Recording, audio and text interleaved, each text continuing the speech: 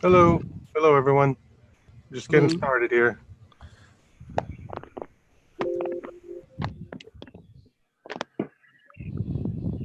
We'll just get this going on YouTube. Hello. Hello. Hello. Yeah. Hello, Hey, everyone. can everyone hear me? Getting started here. Yes. Hello. And me. Oh, I know that guy.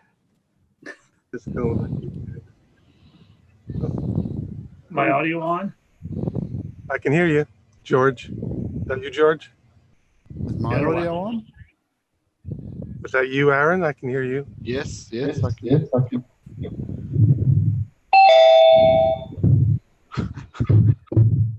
Crazy. Didn't 30 some people respond? Well, we've got a few hours, Ron.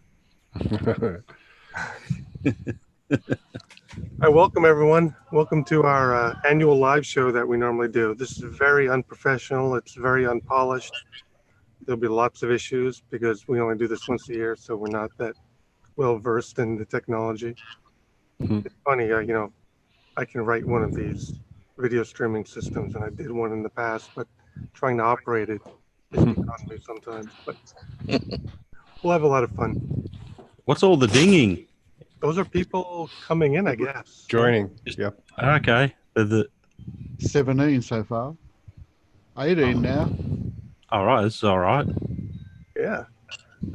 Good to see this I think one. I'm in there twice from browsers. You're so excited to join twice. Yeah, it looks like there's an entry without a microphone icon. I was trying to join from Firefox and it was having trouble picking up the webcam mic. So I joined from Chrome.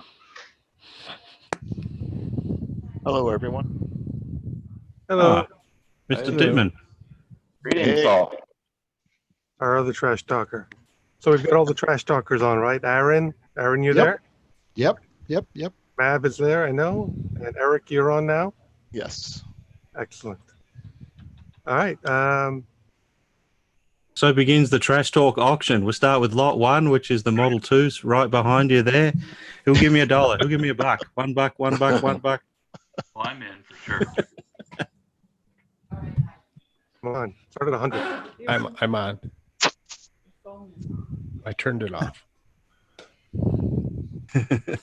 Yeah, Peter, I think you have the best background on the screen yet.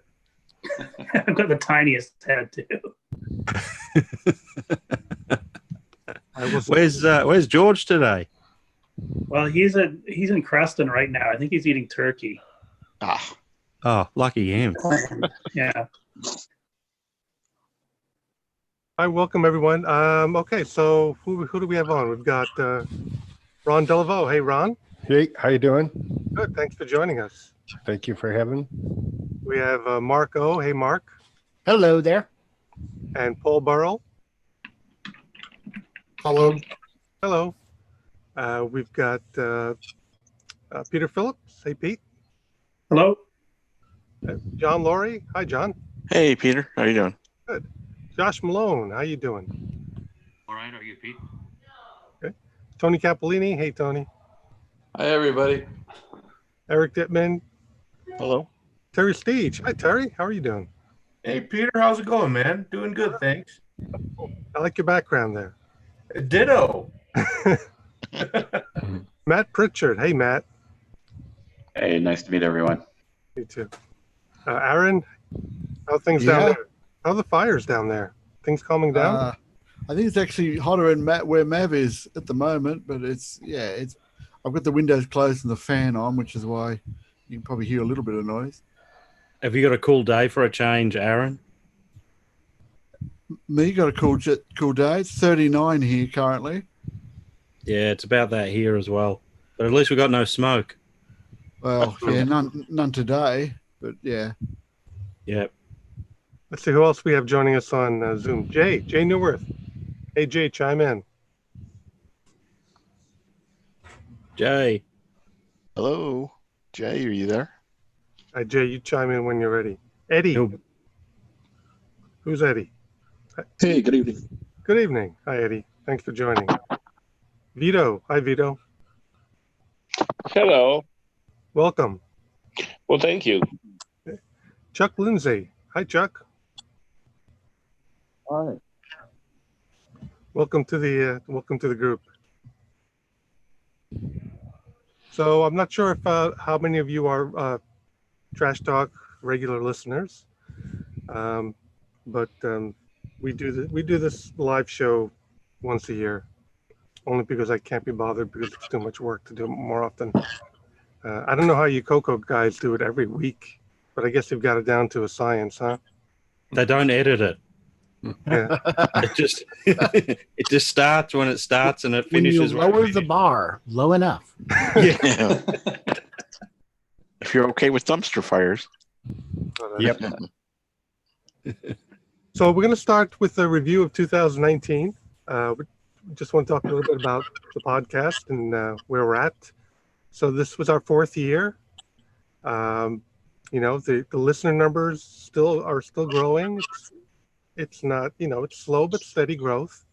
It's not like we're not like the car collector hobby or that sort of thing. It's, we all know it's a niche hobby, but we still have growth in the numbers that we're seeing. So really happy with that. If the numbers are anything to go by, there's got to be a heck of a lot of TRS-80s out there still in use. Yeah, we get over 3,000 downloads per episode. So, I'm assuming most of those are being listened to.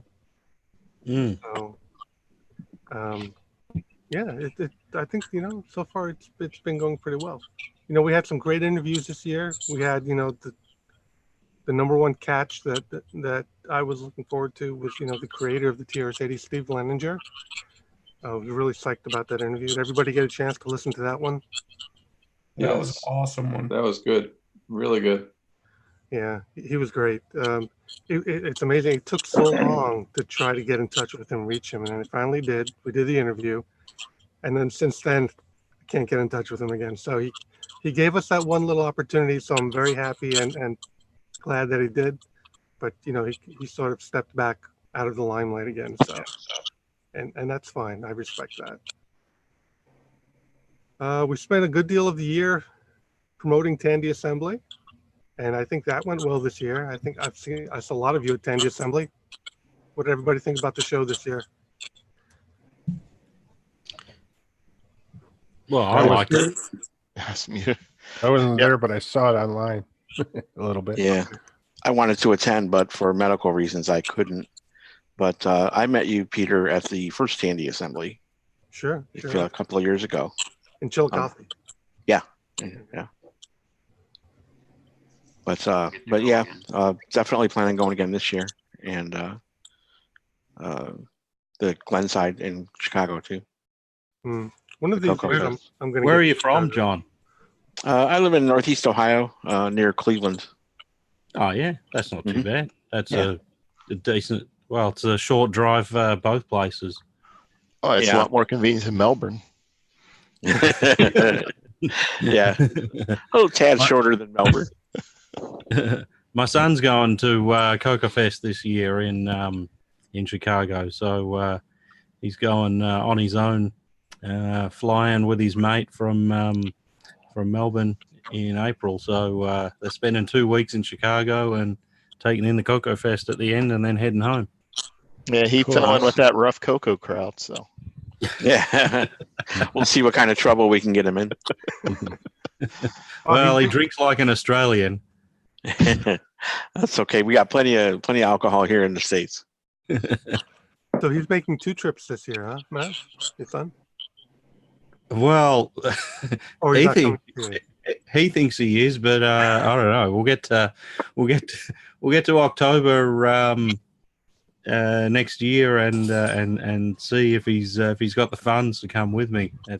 I know he does enjoy coming along to Tandy Assembly, and so yeah, he's already saying he wants to come along. I said, yeah, well, the amount of Bank of Dad has run out of cash for his travel, so now he has to start saving for them. Got to sell some more Freds. Yeah. Is Tandy Assembly going to be in Springfield again? or is that where it was? Yep, same Good. location. Okay, yeah, because that's not too far from me. It's like 2 hours, I think, drive. Man, I wish it was 2 hours from me. Yeah, more like 23.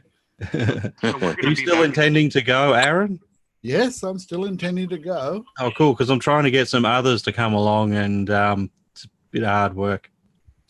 Well, yeah, the distance.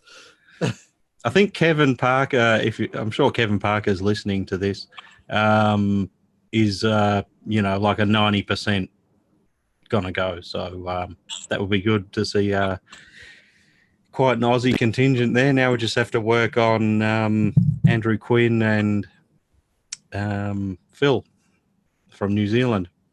What It'll about be a Tessa? veritable invasion. Yeah, And, don't forget Tez. Yeah, Bring Tez Terry along. Stewart. Tez is always teaching at the uni on the weekend that the Tandy Assembly's on. So he's explained that it's not going to happen, unfortunately. But it would be good to see Tez there. Maybe give a talk on the Dick Smith System 80. I know that he loves public speaking. Mm-hmm. So is the plan to be back in that same building? No, we won't be back. Hey, in the Josh same building. Malone. Yeah, that was a special case this year. Okay. Because the hotel screwed up, so they gave us the better accommodations. But Going to be October, though, right? it's going to be October, and the ballroom in the main hotel was completely renovated this year, so it's going to be all new space, which should be pretty nice. That's all right, because I think a few of us were sort of unsure about the museum until we got in there and started doing the show, and then we realised that the museum's actually all right. It was okay. Yeah, it was okay. It was a little dark for me, but overall the space was pretty nice. Hey, Tech Curtis. Talks again? Yeah, I think definitely. As long as we get people signing up to give them. Mav, hint, hint. I've paid my penance. So was there enough attendance at the last Tech Talks, or is it another trial run? If it Hey, stays Jay. the same, Jay. I think we will keep doing it. Hello. We'll have to see. Hey, Jay Newworth's here. I You made still haven't it. got that tooth fixed yet, Jay. I didn't know how to do it, so it took me a little while. Hi, welcome, Jay. How you doing, Pete? All right. So we had some other interviews. One that I really enjoyed was the one with Valerie C. You guys remember that? Because Val was one of the main engineers working on the Tandy 6000 and Model 2 line, which everybody knows is my favorite computers.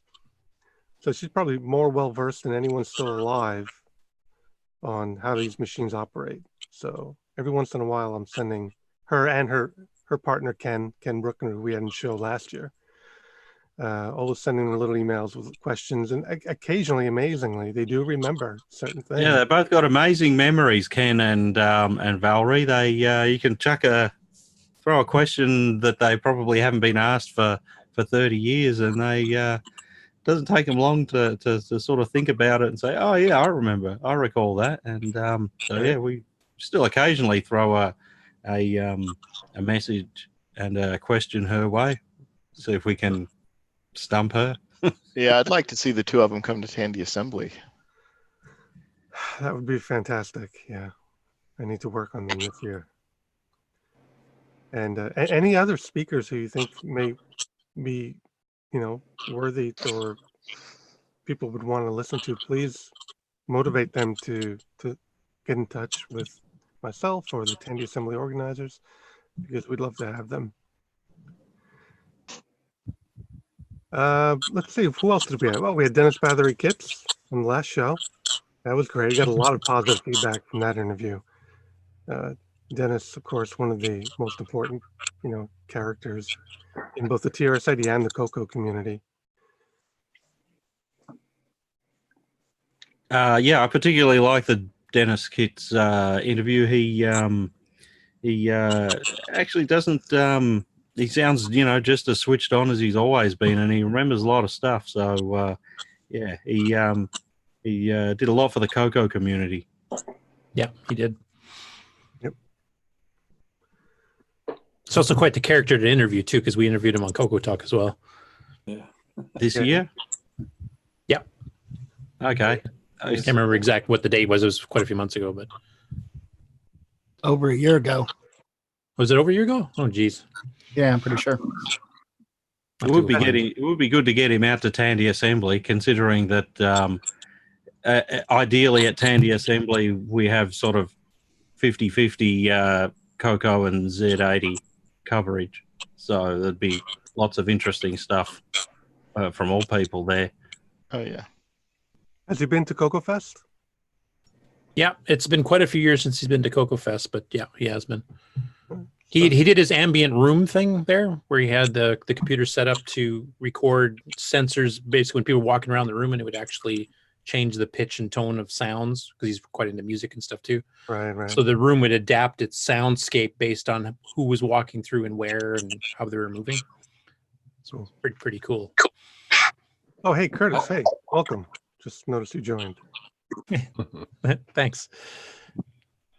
So how about the community in general? How do we feel about it? Is it vibrant? Is it strong? I'm talking more on the Z80 side. You know, we know the Coco community is really strong, and that's always been the bar that I try and measure up the Z80 side to.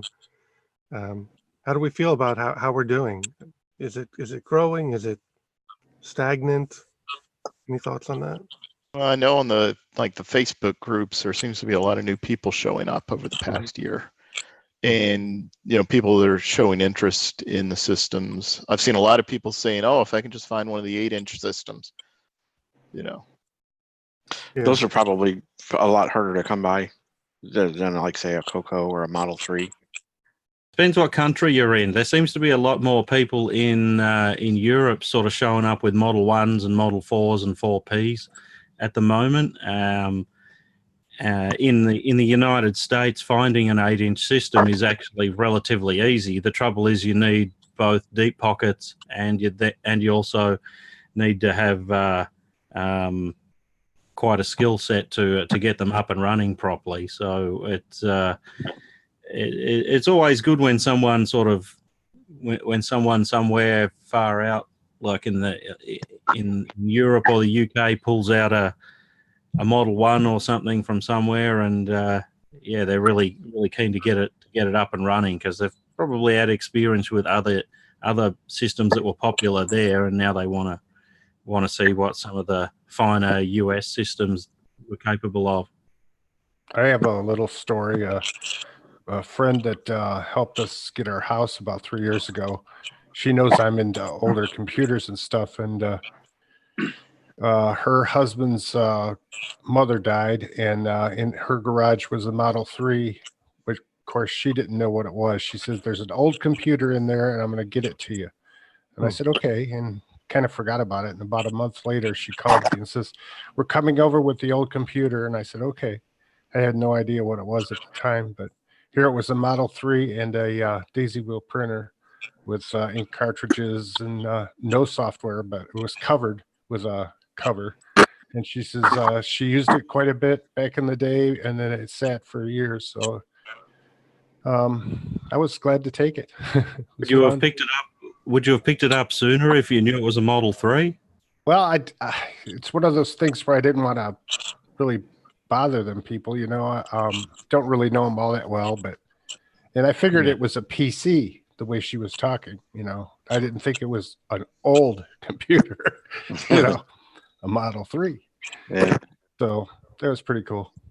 Yeah, the strangest one of those that happened for me was someone said, "Hey, Mav, I got an old computer here. It's going in the junk.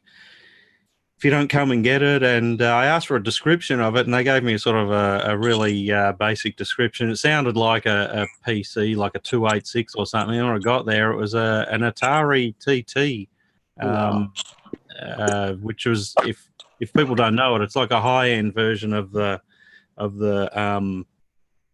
Atari ST series, and but their description was, well, it's a grey box and it's got a monitor on top that's kind of grey, and it's got a grey keyboard and a grey mouse. And oh well, that's their description. Then that sounds like a PC with a monochrome monitor, and so that was a pretty good find. That one, I've never seen something. It wasn't an inaccurate description, to be fair. Yeah, back in like I think it was 95, I was working at Radio Shack, and because I had worked at Radio Shack in the early 80s and then again in the mid 90s, and so it's somewhere around 95 or so. This guy walks in one day with a Model 3 and sets it on the table. He's like, "Hey, you want this?" And I was like, "Sure." So I picked it up and took it home, played around with it, realized it had a high resolution graphics add-on in it and everything.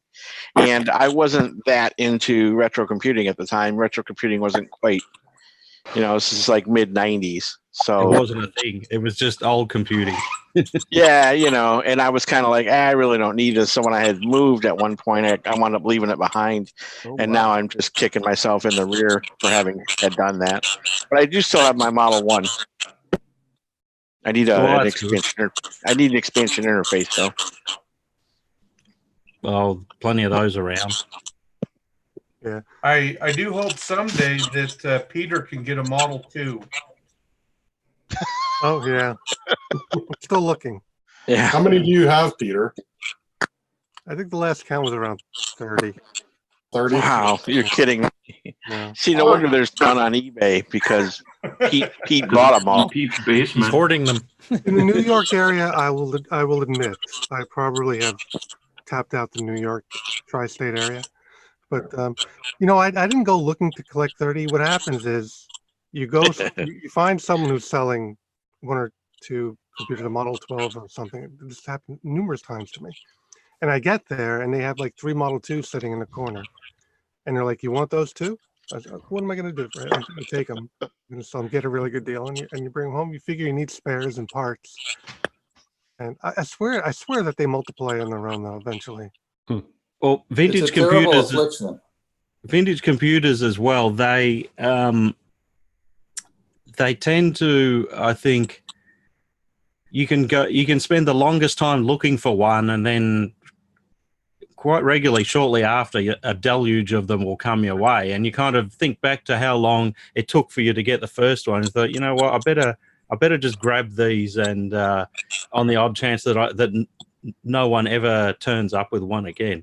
I mean, at the moment, one of my side businesses, in order to make ends meet, is supplying parts to the generation of vintage computerists who came after us all. So they're after 486s, 386s, Pentium 100s, and things like that. And at one point, it was actually getting difficult to find, the beige box, mini tower, AT case machines. But since then, I've actually had a deluge of them coming, and I'm not turning anything down, because there'll be a day when this stuff will just start to become difficult to get. But yeah, if you ever wonder if vintage computing only encompasses sort of 8-bit machines, no, it really encompasses whatever people was their first ever computer. So we've got a few people who find that the monochrome TRS-80s and Apple IIs are way too old, and their first machine was a 486 they got for their 16th birthday, and they're out to recreate those sort of things. But getting back to Peter's question about the feel of the community, I've sort of been pushing for a few years competitions in the TRS 8-bit newsletter to try and get people writing sort of new and interesting software and games and stuff. And the feel is that we're kind of at the beginning of people, getting out regular releases of new software for the TRS-80, like Nick Moranti's. Hey, Nick. G'day, everyone. Hey, Nick. We're just talking about you. Oh, well, you all good No. things, of course. Oh, yeah. No, we weren't talking about you, but I just noticed you're about to release another new game, and we were just saying we need to do more of that in the Z80 monochrome world. Yeah. You want to tell us about Gunship Pilot? Oh, I can do. It's not really a cocoa meat, this one, but anyway, I can. Yes, well, first of all, I did start with the TRS-80 Model 1 back in 1980. I had gotten a level 2 16K Model 1, which was just the keyboard unit and the green screen monitor and a cassette player. And in the 4 years that followed up to 1984, I wrote, I think, about 6 commercial grade games for it. Most of them were a machine language. Some of you probably would have heard them. Games like Donut Dilemma and Escape Zone and The Gladiator. They weren't big sellers. I was still in high school. I was just a high school kid at the time. But after the Model 1, I migrated to the Tandy color computer because I figured, well, low res monochromes only got so much to go, with so many color graphics, high res graphic machines out there. I thought, oh, it's time to move on. And I was initially going to jump onto something like a Commodore 64, or I think the MSX was just starting to come out. That was interesting me. But because once a Tandy man, always a Tandy man, I migrated Definitely. back to the color computer, which didn't really impress me very much at the day. And Curtis, I notice, is here. He knows quite well my story with that. I'm not a fan of the color computer at all, actually, the original 1s and 2s. But I was never impressed by the color. It had high res, but I wasn't impressed with the color on those machines. That's why I was looking at Commodore 64s and the other makes, because they were more colorful for starters.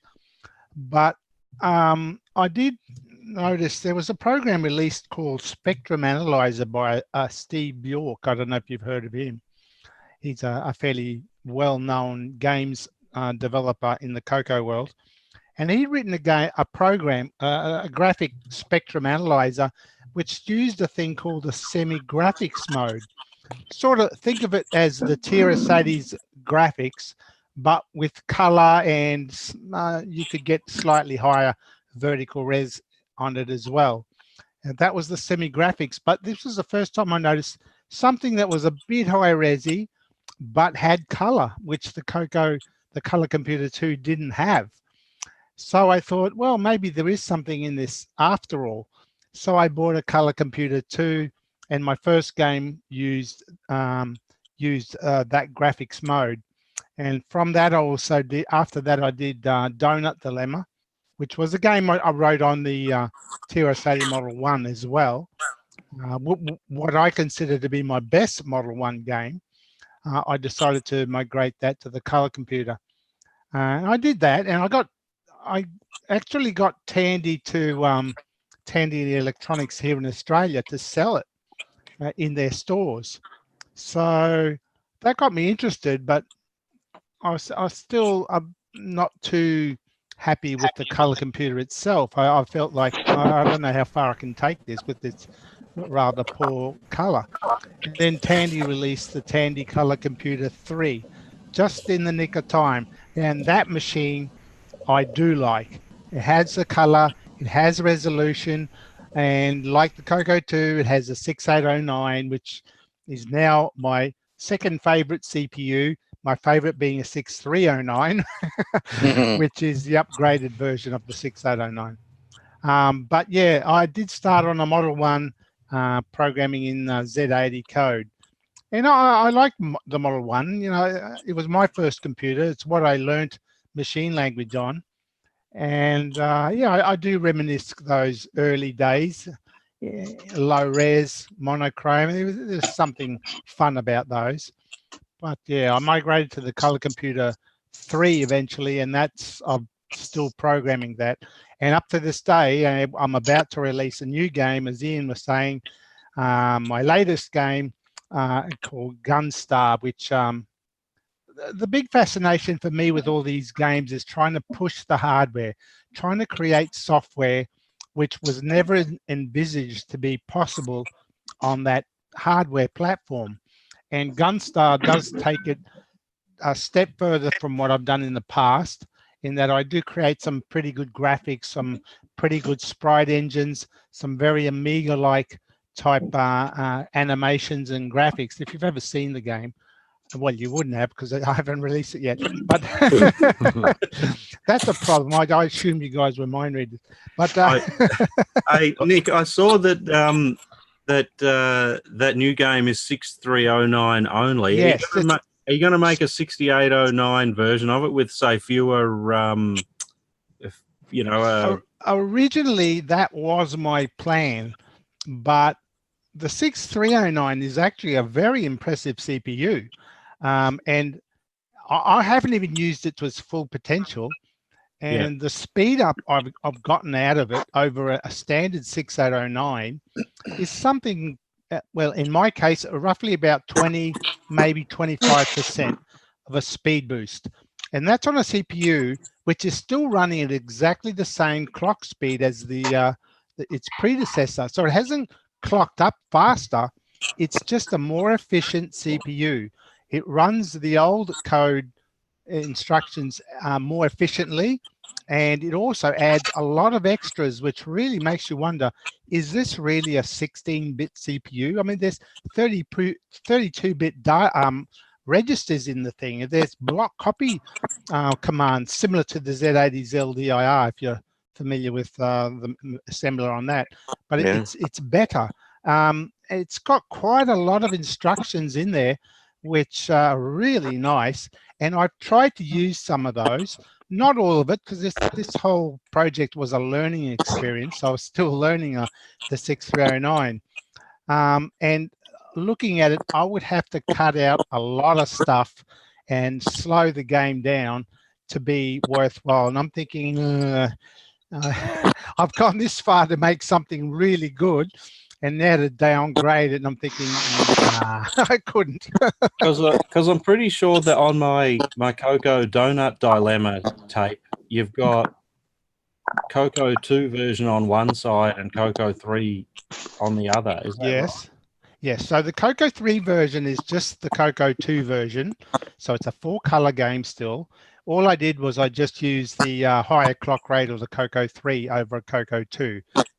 Coco 2 was 0.89 megahertz, and the Coco 3 is 1.7. It's double the clock speed. Yeah. So yeah, I've just utilized it, and it's just an extra poke. And also, you could change the colors. The Coco only had, a very fixed palette set, which is why a lot of the Coco 2 games are very green. Green's a very popular color on the Coco 1 and 2, but on the Coco 3, you can redefine it. So I did do that. Now that you do mention Donut Dilemma, actually, as something I haven't announced yet, so this is a world first. On the same disc that I'm releasing Gunstar, I'm re-releasing that old Coco 3 version of Donut Dilemma with a few more changes to improve it even further. And it's a 6809 game. It's not 6309 optimized. So Donut Dilemma lives on. You've been busy. Hey, here's a question for all the Coco people. How many, I'll say games, but just programs in general, do you reckon were released in 2019? In 19? Oh, gee. What do you reckon, Curtis? About 3, 4? No, more than that. Well, just games here? Well, yeah. I was talking games, but there might have been some there's others. the Timberman Christmas release. There's Dungeon Crawl. Dungeon Crawl, which unfortunately had to right. get pulled at the last minute too. Run Dino Run. Run Dino Run, yeah. And they're about to release. Chet's going to release Digger 3, and I'm about to release Gunstar. And was this any others? Like Coco Fest. Oh yeah, the cartridge, Evan Wright. Yeah, and then yeah. That what was Simon that? did Hunt a the Wumpus, demo. and then now he's got that new one based on the Spectrum 3D Monster Maze game. So it's Not So the Spectrum, the Z80 ZX81. world, I so should the say. Z80 world has to catch up with about 4 to 5 sort of releases a Per year. year, yeah. Because this year, I think we've had just another Hangman. Anyone want to confirm this? Is that right, Pete? That came out this year, yeah. Yep. Breakdown came out this year. Yeah, it was more like last year, but that's fine. Well, yeah, it got traction this year. Yeah. There was Troll some News, music program I remember. Yeah, Cat Mantra wrote just the second part of Actual Rockstar. Reality. Yep. What was that? Rockstar? He wrote, yeah. Rockstar, yeah, Rockstar's Rockstar, that's it. out now, yeah. So, yeah, it'd be good to see some more games out. I believe you've been working on one about Weed Killer, Peter.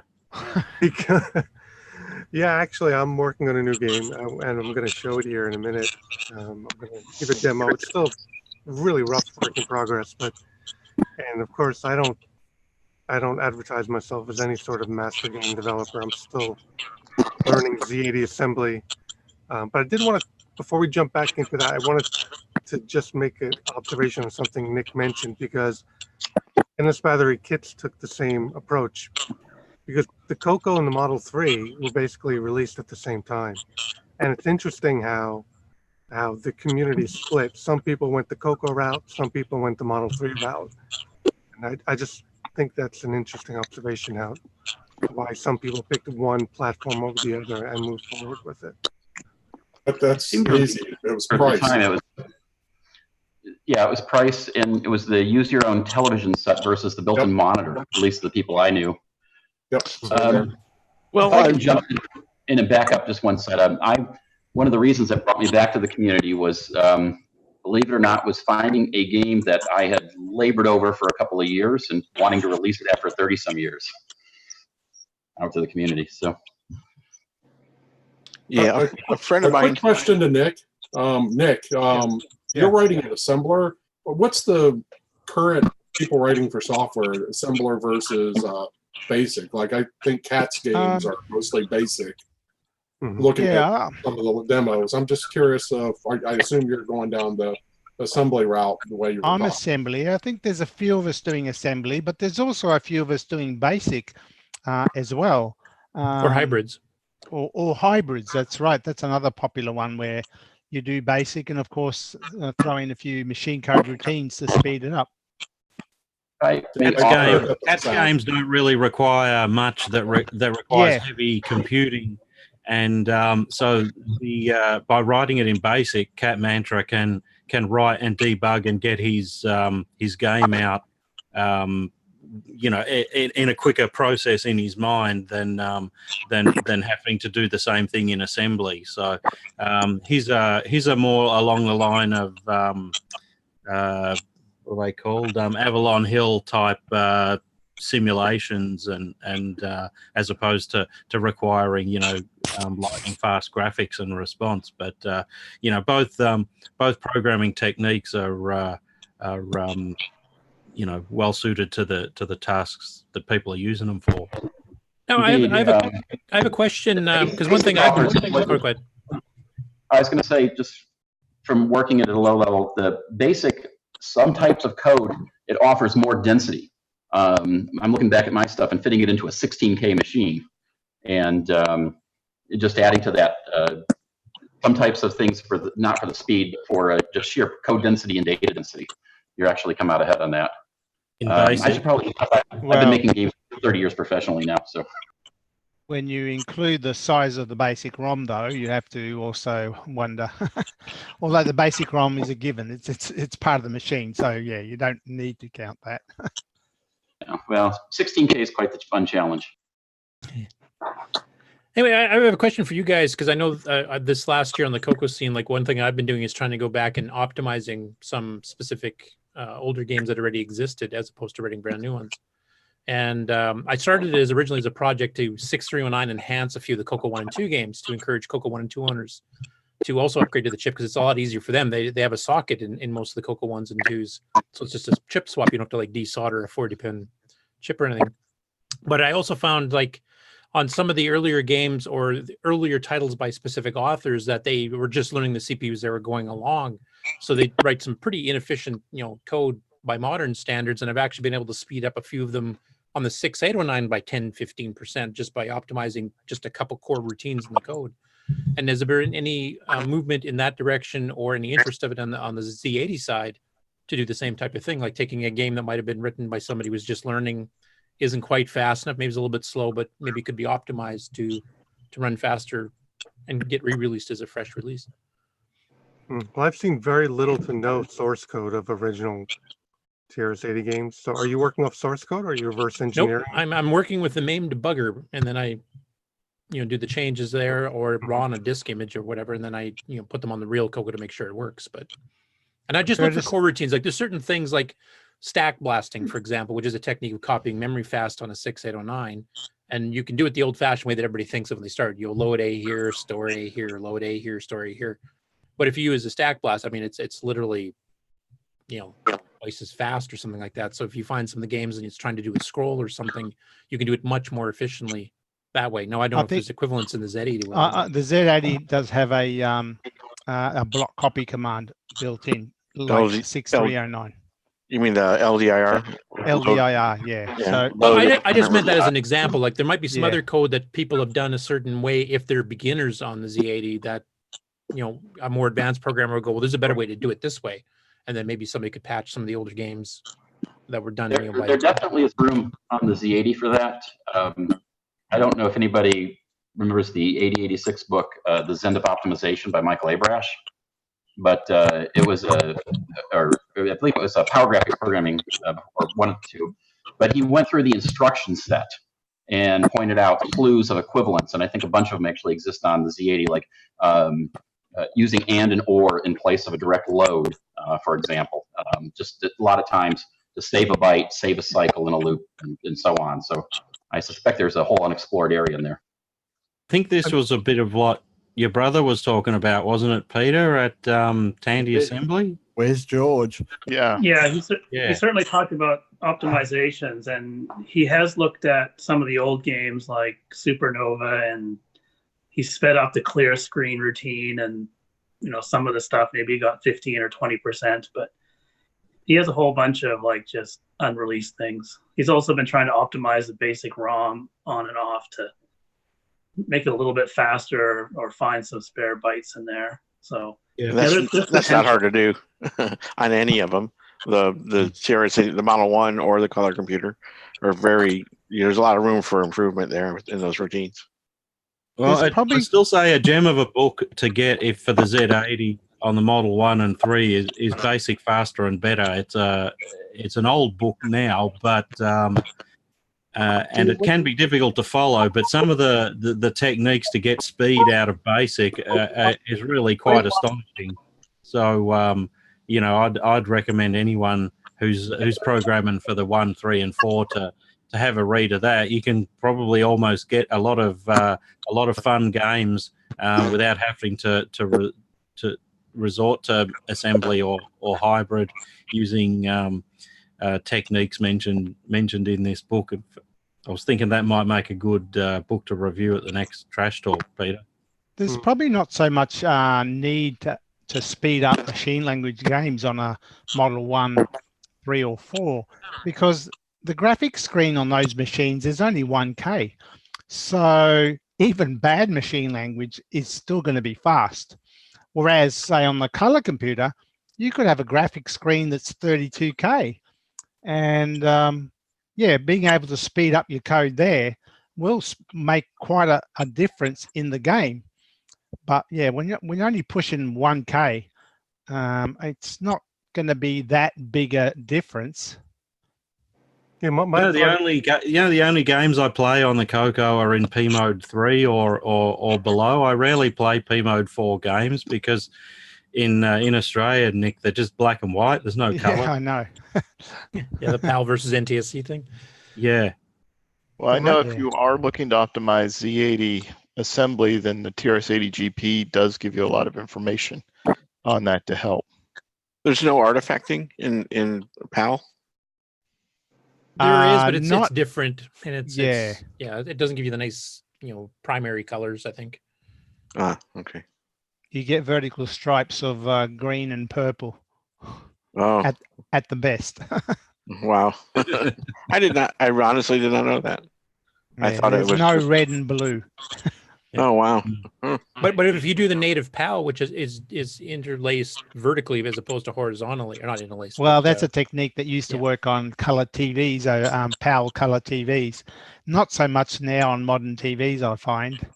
because your Donut Dilemma used that technique, I think, for the It PAL. did. It actually gave you some It different did. colors. And in going back to my argument where I said Color Computer 2 never impressed me because of the lack of color. Well, even in the P Mode 3 that Ian mentioned, you've only got 4 colors and 4 set colors as well. Hence why so many games all look the same. But I had devised a way of striping the colors in such a way so that PAL, on a PAL TV, you could actually make it blur a red and a blue in there as well. So you had 6 colors. And that's what my Donut Dilemma on the Color Computer 2 originally did. But that doesn't work anymore on modern TVs and composite sets. It relied on a blurry tube TV from back in the day. Which, of course, everyone should be using on their color computer. Well, yeah, for the authentic experience. For the authentic experience, that's right, complete with blurry eyes. But who needs color? A question on the Z80 side of things for doing optimizations, like you're mentioning, you've only got a K to do.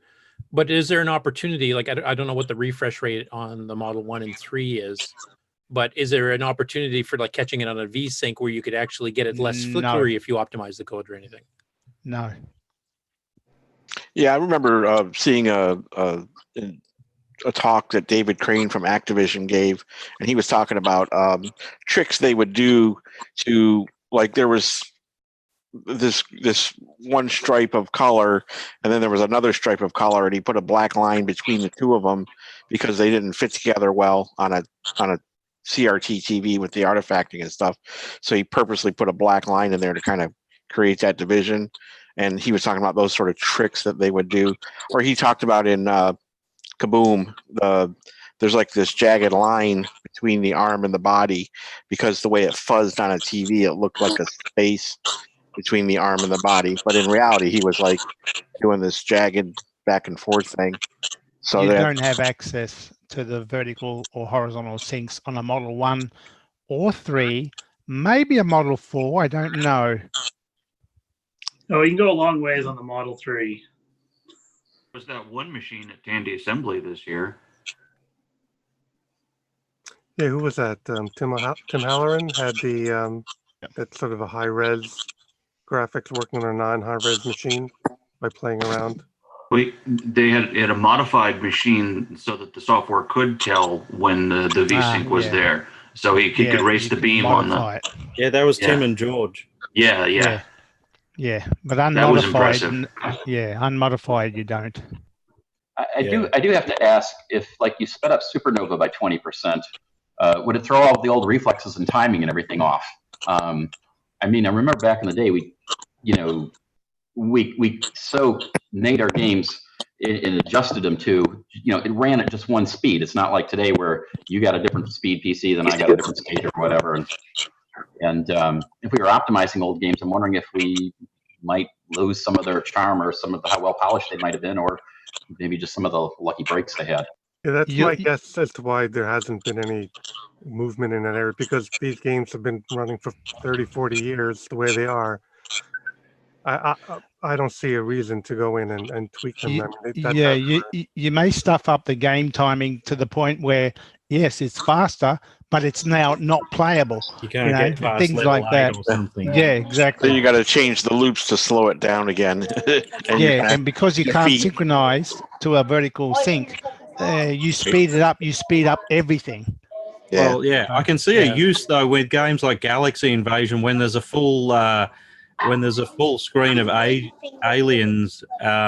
and they start to animate and flock down towards you.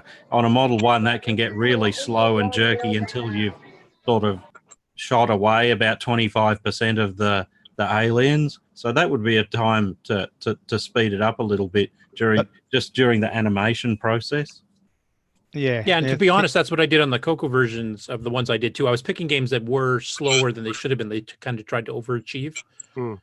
Yeah. So I tried to pick ones that, you know, Color Car Action or Marble Madness and stuff that are running a bit slow, especially when there's a lot going on the screen. And those ones are sped up to the point where they're actually, I think, more playable than the originals were. The original ones were sluggish. Yeah, I've played with some emulators that give you the ability to really crank the CPU speed up, you know, to ridiculous levels. And some games it makes no difference. I mean, you could have it like running frame locked, yeah, because it's frame locked. So no matter how fast it's going, it's still operating at the same speed. Yeah.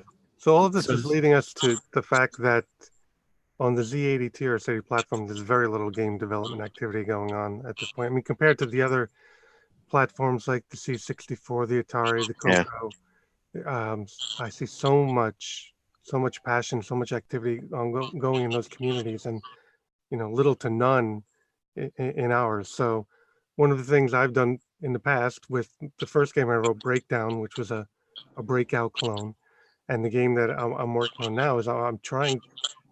You know, I'm not promoting them as the greatest games ever or trying to compete with Big Five games, but I'm just trying to get the notion out there in the community that, you know, a lot of people out there, you can do this. You can write these assembly programs. It's not the most difficult thing in the world to learn and figure out, especially with the modern tooling. You know, I'm using George Phillips' ZMAC assembler. You know, it assembles an application in a fraction of a second. You can do it all in one file and use a modern editor. It's 10 times more efficient than writing, you know, the traditional Z80 assembly program on a TRS-80. But I mean, if you don't program assembly, you can still make a good game in BASIC. Look at Waterfall. That lends itself to run on a Model 1. You know, it would, yeah. It would. It's just go. You know, continuing on with what Peter was saying. Everyone here knows in TRS 8-bit we're running a year-long competition to write a new game program for any platform. Basically, any TRS-80 or Tandy except for pocket computers and Model 100s. Sorry, Josh. Any language, any type of game, as long as it's not a commercial one, because that's kind of a little bit of an advantage if you got to release it commercially. But just to kind of get some programs, hopefully in the Z80 monochrome world, written and has the usual prizes that I have each year. People that have previously won them know that they get delivered in a reasonable time frame.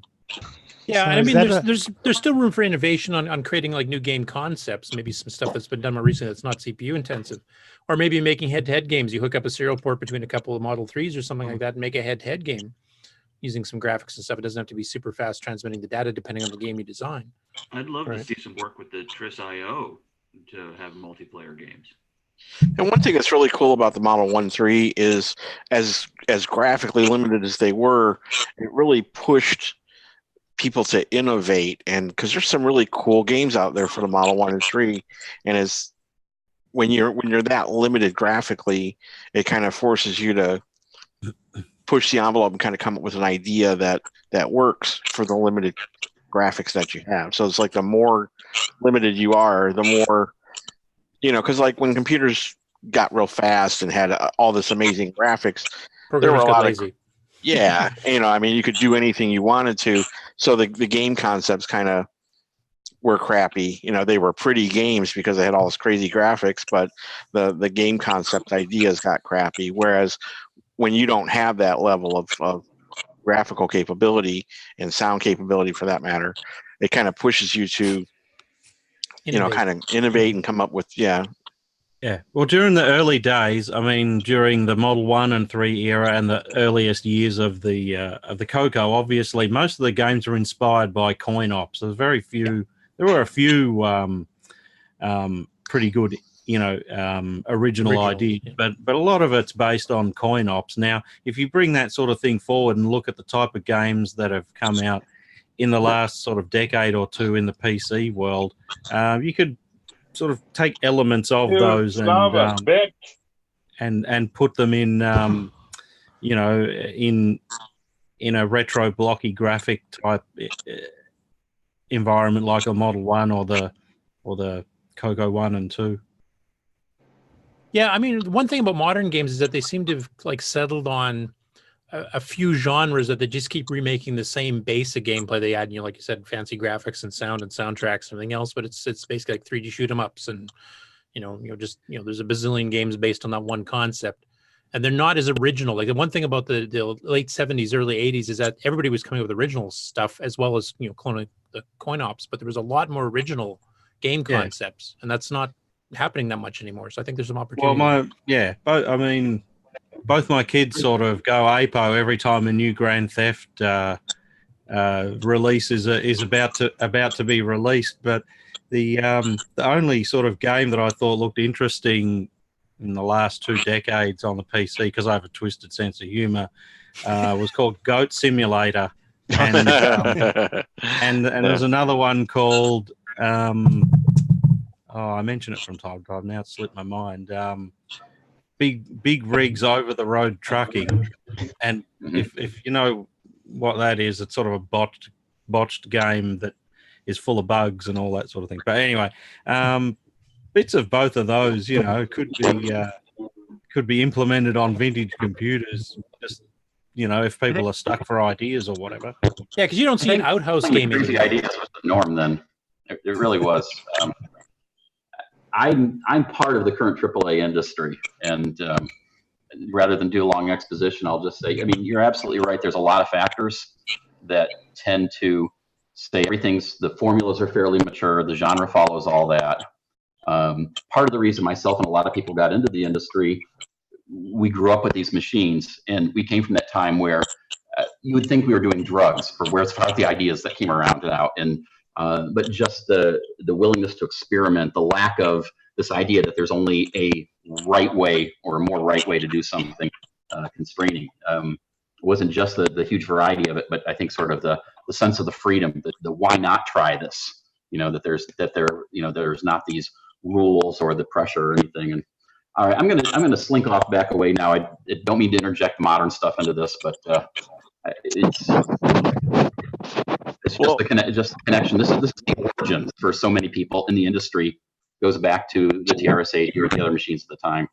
Sure. Yeah, but can you use sort of the modern stuff as inspiration for writing vintage games for vintage platforms? I think you can. I would agree with that. I mean, there's, like all good artistry, theft and imitation. It takes place all the time, and you see good bits that you want, or somebody has a great idea to do that. The part of the problem nowadays is the fact that we have 4 million pixels on screen with 4 million colors per pixel. That we have the ability to create so much of anything that literally the constraints of the early era often were how you got about creating things. For example, many of the shapes, the Model 1, Model 3 games, were because of the fact that we had the non-square pixels. We had the rectangular 4x3, which in that shaped so many of the sprites and the imagery of the time, for example. And the donuts in Donut Dilemma, which are oval. Yeah, yeah. I mean, and we at the time, to supplement them, you would be using, what can I use out of the 64 characters to get on the screen, to further supplement the 128 or 198 characters and so on. The constraints led to more creativity. You can literally put anything you can possibly imagine. That I can tell you from being on the inside of the industry that's a straitjacket of its own type. Yeah. So and the constraints are free. That's a great segue for this reveal here. So I'm going to go ahead and share my screen. This is a multiplayer Model 2 game over ArcNet, right? Yeah. Is this the camel simulator? All right. So those of you that I've shown this to. Don't say anything, but this game was inspired by a very popular Atari game, and if anybody knows it, just shout it out. But Stampede. Oh boy, there you go. Yeah, I was going to say that too. And so I got the basic game mechanics working. There's a lot of additional features I want to add, but talking about those 4 million pixels versus a few thousand pixels. What do you need 4 million for when you got this? Who needs color? Who needs color and sound? One thing that I love about this is it's your vision. That those 4 million pixels often require armies of people to create every image, or even to do this here. With such low resolution graphics, it takes innovation and thought. And how am I going to do this? And how am I going to do that with these low resolution non-square pixels? Exactly. And all of these sprites are built from ASCII characters, everything except the lasso. The lasso right now I'm drawing pixel by pixel, but everything else is just, ASCII characters sort of attached together and animated. And, in order to get, again, I'm not a Model 1 game expert, again, as a expert, but in order to get the smooth animation like you see on the fence, or you see on the horse, moving his legs or moving up and down, it's not moving character by character, right? You have to move pixel by pixel, but be using the ASCII characters.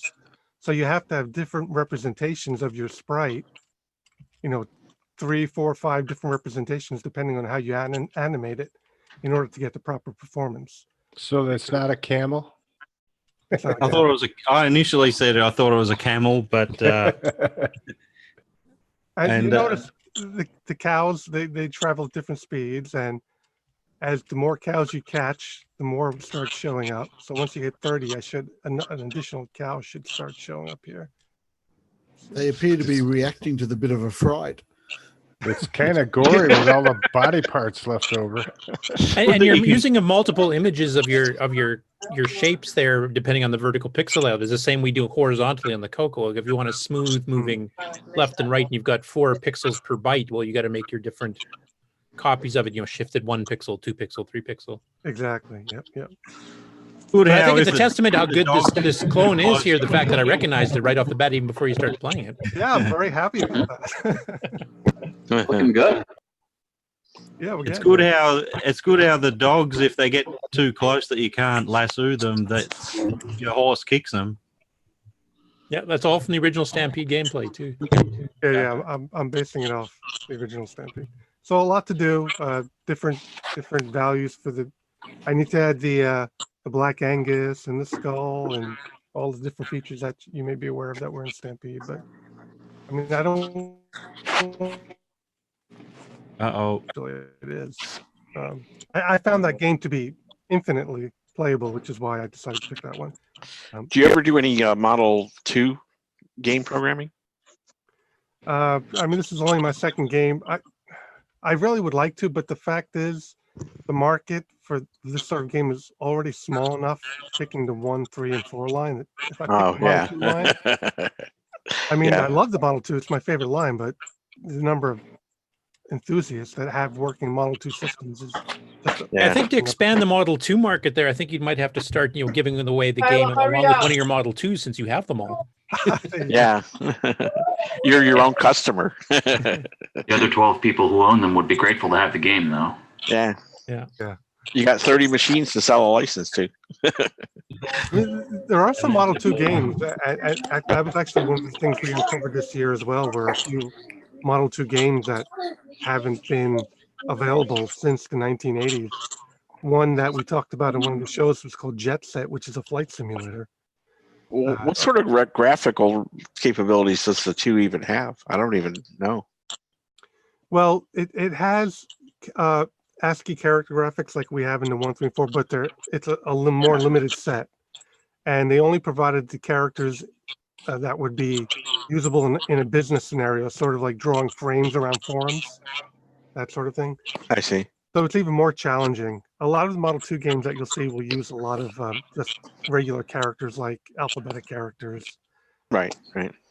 And out of curiosity, what is the market like for the Model 12 and 16, the ones that actually have the 6 to 8,000 co-processors? in Australia.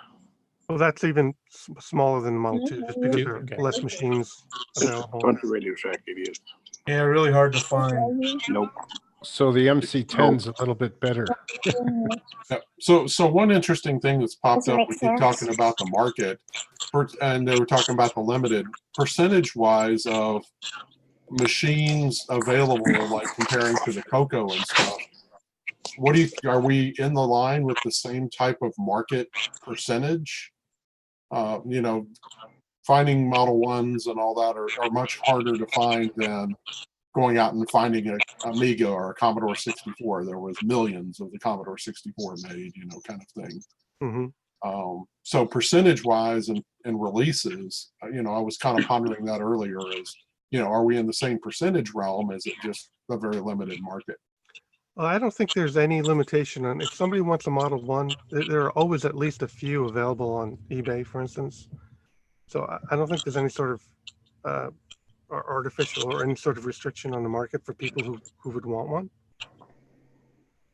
Yeah, the market is pretty consistent. There seems to be always on eBay, you know, enough systems around for people that are looking for them. It may look minuscule because you look at how many 64s are available or Apple IIes or whatever, but for anyone who is like I've sort of said to a few people, you know, anyone who is looking after a particular thing, they've just got to get onto the usual places like eBay or Craigslist daily, and you know, and have a little bit of patience, but within usually a couple months they can put together a system based on what they want, whether it's a Coco 3 system or a Model 4 or a Model 1.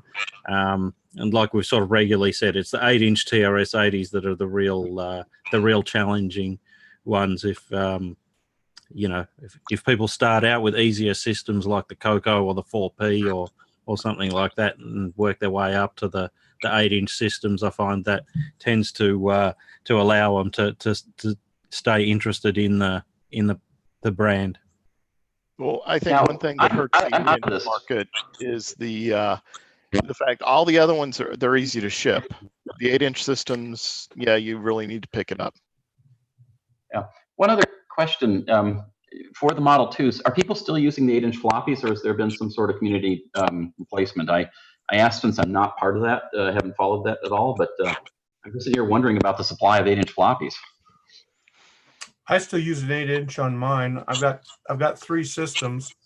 I lucked out. A gentleman was selling a case of 8-inch floppies. I got 200 of them for $60, so I was pretty happy. So I may have to share it with people here.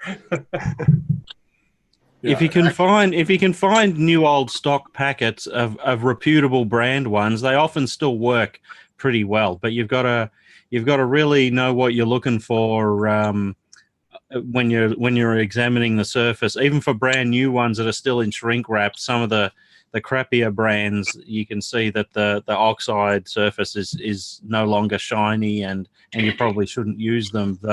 But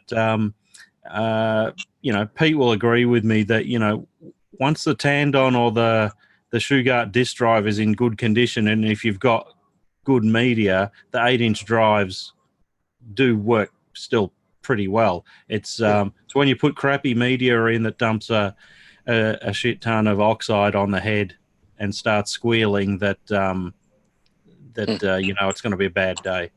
Yeah, like the Radio Shack OEM discs.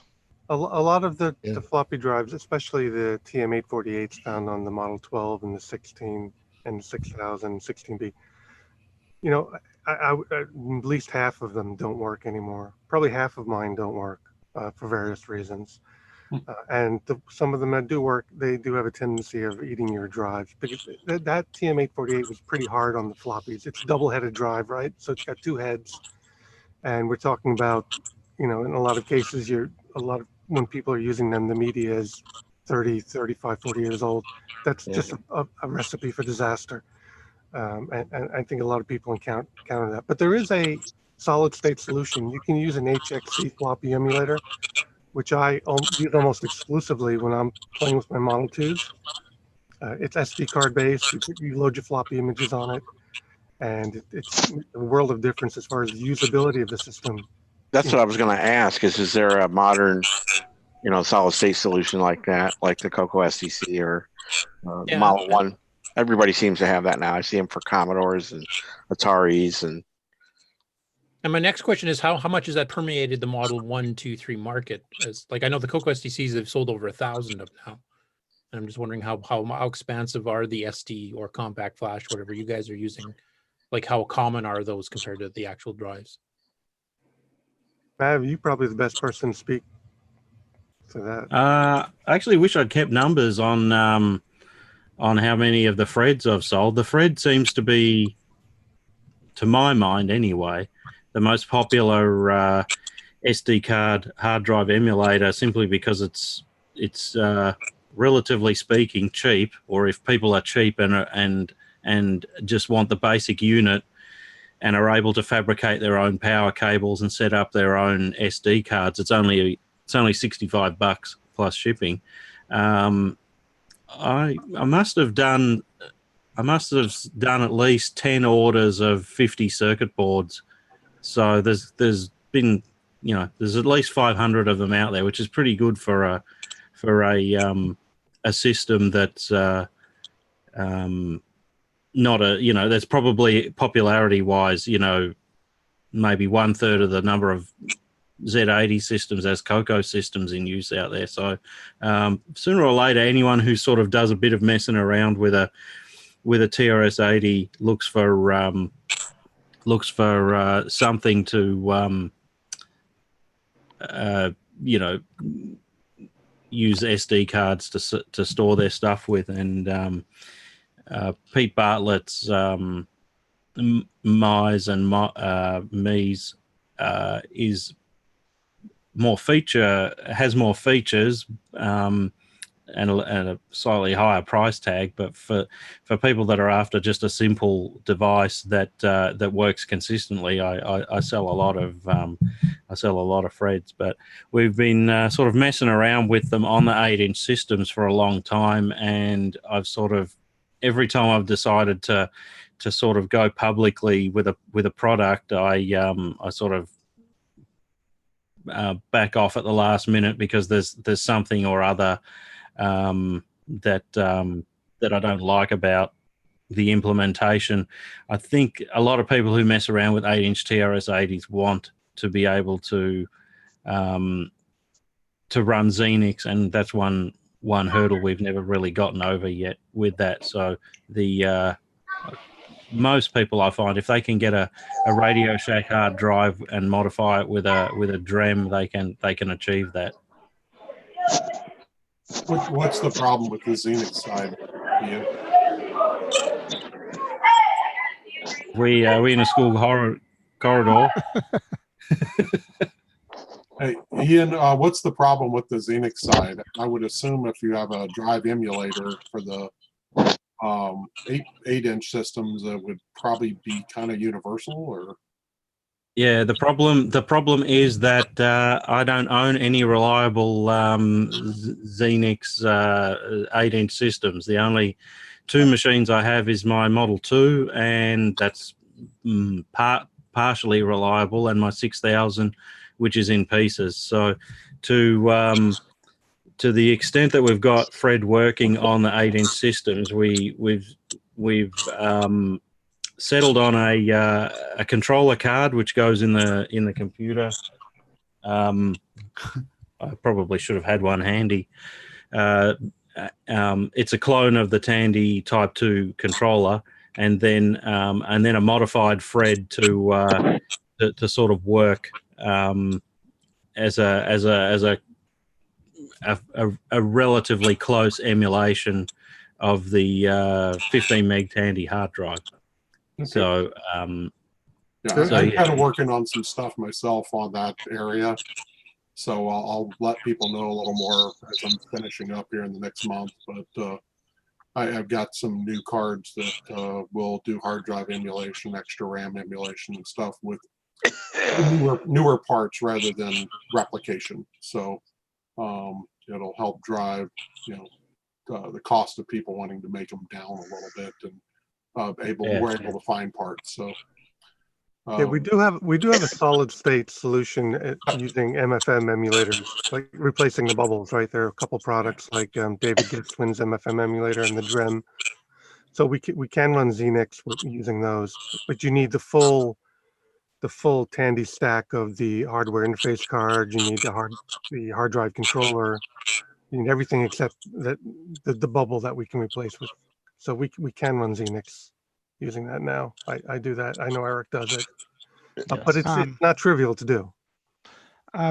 Peter, I'll try unsharing your screen so that we don't have that game dominating the screen. Oh, you don't like it dominating the conversation? That's called I advertising. can't see everyone else. There we go. Yeah. He wants Gunstar dominating the screen. Yeah, can we do that? But yeah, for 8-inch floppies, there's also mention in the chat about the GoTech, the HXC or the GoTech, and then Mark Blair designed an adapter. You can find it on Oshpark that will let you use it with the 8-inch systems, and that works pretty well. And on the Model 1, if you don't have an expansion interface and you get Pete Bartlett's Meyer, that has both a floppy controller and floppy emulation via SD card built in as well. So something I've recently, talking about the disk side of things, something I've recently seen. Is anybody familiar with Grease Weasel yet? With what? It's a product called Grease Weasel. Haven't and heard it's of the it. opposite side. It's basically a USB to floppy controller. Basically, it's a floppy emulator from what I can tell. And it's an interesting way of people that may be wanting to create 8-inch disc and or 5 1/4-inch media. Yeah, because it goes right down to the flux level. We just reviewed that on Coco Talk last week because David. Yeah, it's actually an interface for existing floppy disks that let you read USB. Yeah, like the CryoFlux or the Super Yes. Copy Pro or whatever. or Cat Weasel. Yeah. I've been following the Cat Weasel, but I'm waiting for him to Cure to start selling assembled units. Okay, I build up my own stuff, so I'm going to be rolling some boards here shortly, probably. So looking forward to it, Paul. Okay, roll your own. Well, and then another question, because I'm not as familiar with the Model 1 and 3 market or Model 2 market, the high-res graphic boards, which I think did 640 by 240. First of all, are those available again in a modern version? And two, if I remember correctly, they originally had quite a speed limitation because of the way they worked. Has that been addressed on any new version? So the Model 1 never really had an official high-res option. There were third-party implementations of it. The Model 3 had an official Tandy Radio Shack a high-res card, and the Model 4 did as well. The Model 2 did as well. All based on the same architecture by Paul Schreiber, right? He designed it. The original one was the Model 2, and then he adapted it for the Model 3 and the Model 4. And like you said, it is highly performance limited because it's all driven through the Z80 IO ports. So you can't do any sort of animation or any frequent updates of the screen. You can draw nice 640 by 240 pixel resolution images. And there have, Matt can touch on this, but there were games developed for the boards as well, where if you have limited animation, you can get sort of a playable experience with. Like chess. There are a few games. If the object you're trying to animate is relatively small, then you can get quite playable games out of it. It's when you have to move a quarter or a half a page at a time that they get the limitations of the graphics card are easily reached. But some games I sort of think of, like Lemmings, might lend itself to a Model 4 application because you've got lots of extremely small characters moving at a not a very fast speed. So something like that could work well with it. So I've seen animations on them. Vernon Hester did a bit with it with with multi-DOS. Did some demo programs with the high res, and they did look impressive to see what they're capable of. Yeah, and then going further along the Long line, and like one of the prosper. things Ed Snyder's doing with the Gimme X project for the Coco 3, using an FPGA to control it, basically, besides adding VGA compatibility and some other things, and now the increased clock speed, is that he's also talking about putting in some possible, blitting functions like memory moves and stuff that would be native on the FPGA. Talking to the graphics RAM, is there any consideration of doing that, just adding some extensions like scroll the screen or take this rectangular block here and move it here type thing that could be done on board, locally talking to the RAM on the graphics card, and thus doing it much, much faster? And then just having an API call system or a system call system to access that from the Model 1, 2, 3, or 2, 3, 4. Again, I because doubt it's IO driven, I think it'd be a huge challenge. I shared a picture here of Mr. Spock displayed on a Model 2 high-res board. You'll also notice this machine on the left-hand side. You see that black box? That's the HXC floppy emulator. So this shows you a Model 2 using, solid-state floppies. Now, when you say it's IO driven, does that mean you have to send it a certain sequence to say I want to put a pixel in this specific spot, and you have to give it an XY coordinate or something like that, or how does that work? Well, yeah, you do it at the byte level. Like you'll send 1 byte will represent eight pixels essentially, but you have to do it a byte at a time. Okay, It's IO port, not memory mapped. Right. Okay, but if you wanted to say draw a line in the middle of the screen, does that mean you'd have to draw a whole bunch of black pixels first to get halfway down the screen, then draw the line? Like you have to refresh the whole screen image at once, or? I'm not sure. Maybe somebody else knows this. Are the line functions implemented in the hardware? I don't recall. Well, No, you're they obviously didn't. looking at a bitmap there. So, but I don't think so. I think you can specify a location, but like you said, it's not memory mapped within the memory of the computer. You're talking to a port like a byte at a time. But you can also send commands to say, I want to access this portion of the onboard RAM, because the graphics card itself has its own separate RAM. Like The reason I'm asking is if you set up a protocol properly extending whatever built-in commands it does have, if there's an opportunity to do it, I don't know. Like I said, I don't know the design. You might be able to send it a certain byte that says this is a special extended command, and then some extra parameter bytes that just go over the IO port normally. Let's say that I want to, scroll it left to right 4 pixels or whatever, whatever commands you decide to implement. Yeah, we And need if to that's get an opportunity to. Paul Schreiber to implement version 2.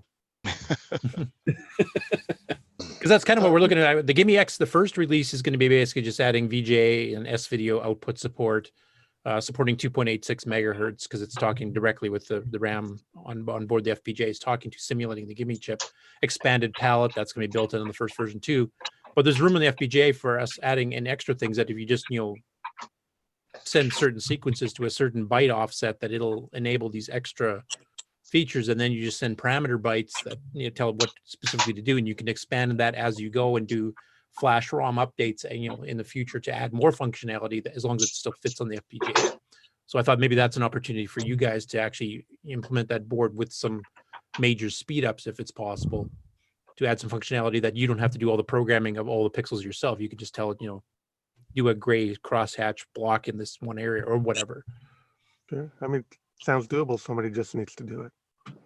So does this mean the like That's always the 256 I'm color not mode? volunteering, by the way, just to let you know. But, I'd like to chime in here on the graphics board. Mhm.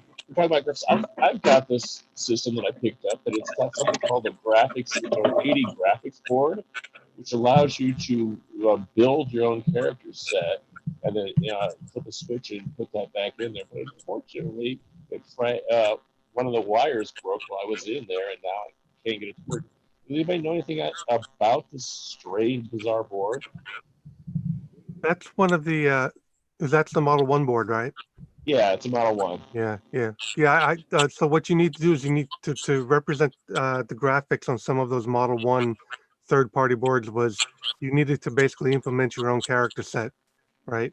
And you need basically tile the representation of your image that you're going to display on the screen. Yeah.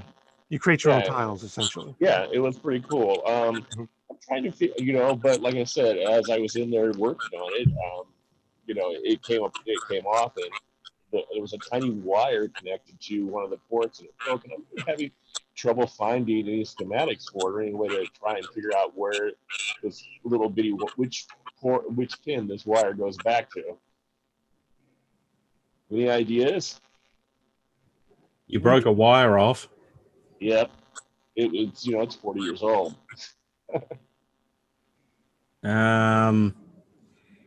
I used to have one of those machines around here. If you could send me a picture of the broken wire where it comes from, I might be able to dig out that machine and work out where it comes from. But what country are you in? I'm in the U.S. I'm in Colorado. Okay, because it seems to be at the moment a lot of high-res machines coming out of Europe. Yeah, this was, this is just such a strange, odd little board, and it really was, it was glued on, believe it or not, instead of soldered, because that's the way they suggested you put it in, is you glue it to your chips. And of course, the glue dried, and, moving it around, shipping it, when I just picked it up, all, the pins came off and such like that. So I do have the only documentation that anybody's been able to find, and it seems, it's not a very good representation of where the wire goes. Yeah, I could definitely send you a picture of the board and on like that. I have to figure out who you are to send it to you. I don't know. I'm just new to the group, so I don't know any of you guys. So which board was it we're talking about again? An 80 graphics board for Model 1. Okay. Yeah, I remember there was a color option too for the Model 1. That was a third party. TRS.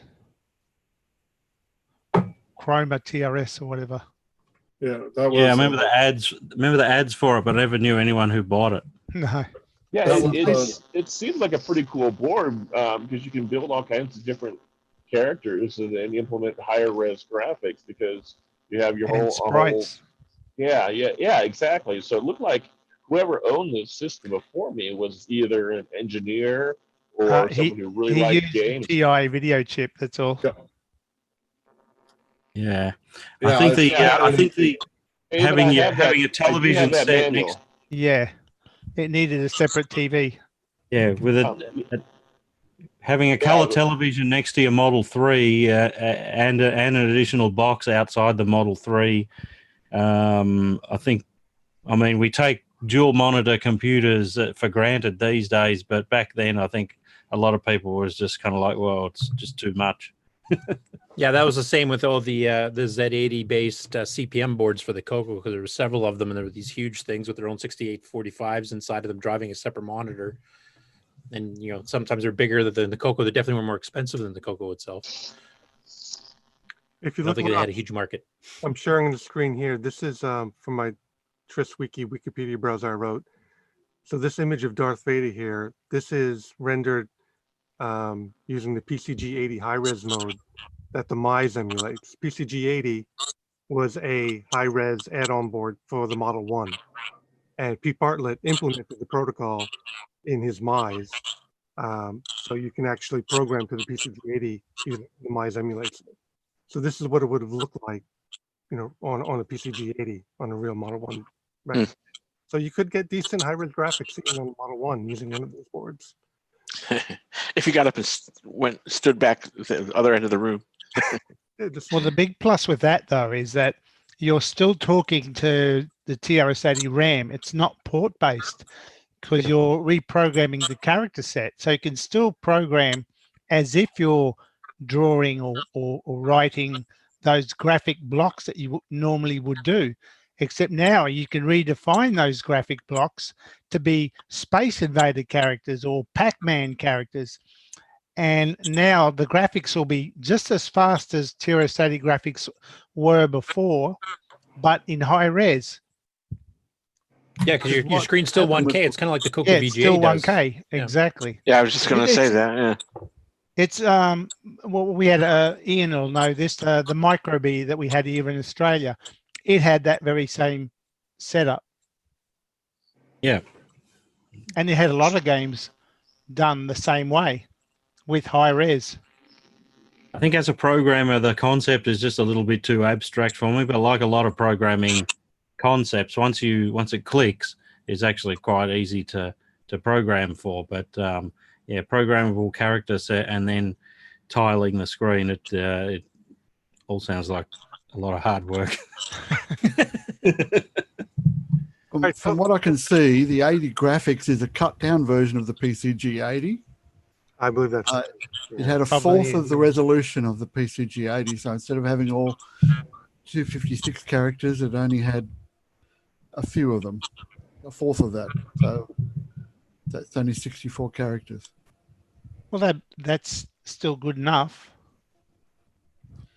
Strangely enough, that's from your TRS-80 wiki page.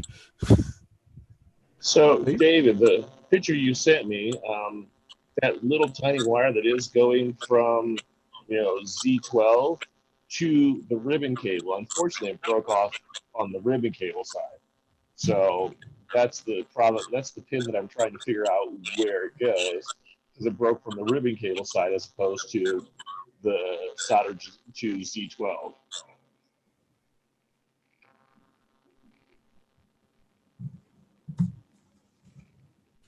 All right, let's kind of move along.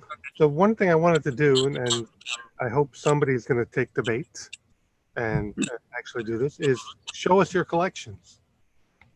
So who wants to jump up and show us their collection? Well, the first thing I want to know is what's that hole cut in the back of that Model 2 behind you? It's physical damage. Okay. It looks like somebody cut it on purpose. That's why I'm going to put an Ethernet port. Oh, that's what we need. All my stuff's in another room, and this is sort of my workshop. You can't really see much here. I'm hoping that by this time next week, it'll look like Paul Burrell's workshop, but we can put Paul's picture up. I was going to say, I do it for. Yeah, that's what I want it to look like. Yeah, in about a week. Will the Coles bag still be there? That's, what do you got there, Josh? So this is why I like collecting Model 100s. Your whole collection fits in a bin. I think The economy of space. I think I got about 9 machines. I don't see Model 100s very often, but one I got recently there doesn't want to run, Josh. I thought I might bring it along to Tandy Assembly and utilize your time. I'm going to start handing out numbers for my booth. Yeah, right I know. Get now. one of those take a ticket things. Everyone else has to get in line behind Mav. I've still got. So this machine here belongs to Brendan Donaghy. I've got 2 more like it. 200s. All right. It looks like a chunk of cheddar cheese. Yeah, It's like an 8401. some really good yellowing on that. Yeah, my stuff's packed up right now. I'm actually trying to buy a house, and once I get the house, I'd like to dedicate a room to all the vintage stuff and get it all set up in there. I even have a case for my Model 1. The Model 1, I don't know if you've ever seen one. A big black case. There's 2 parts to it. Oh yeah, the travel case. Yeah. Yeah, one for the monitor and one for the it held the CPU keyboard portion. It also held a cassette deck and the power supply. Yep. Well, once you buy a house, get onto it quickly to get your room set up. Because I'll tell you, I bought a house in 1990, and I still haven't set the room up yet. TRS-80 stuff in it. Going on 30 years. 30 years on. Yeah, That's funny. Say, at least you get to Still take your visit. Yeah.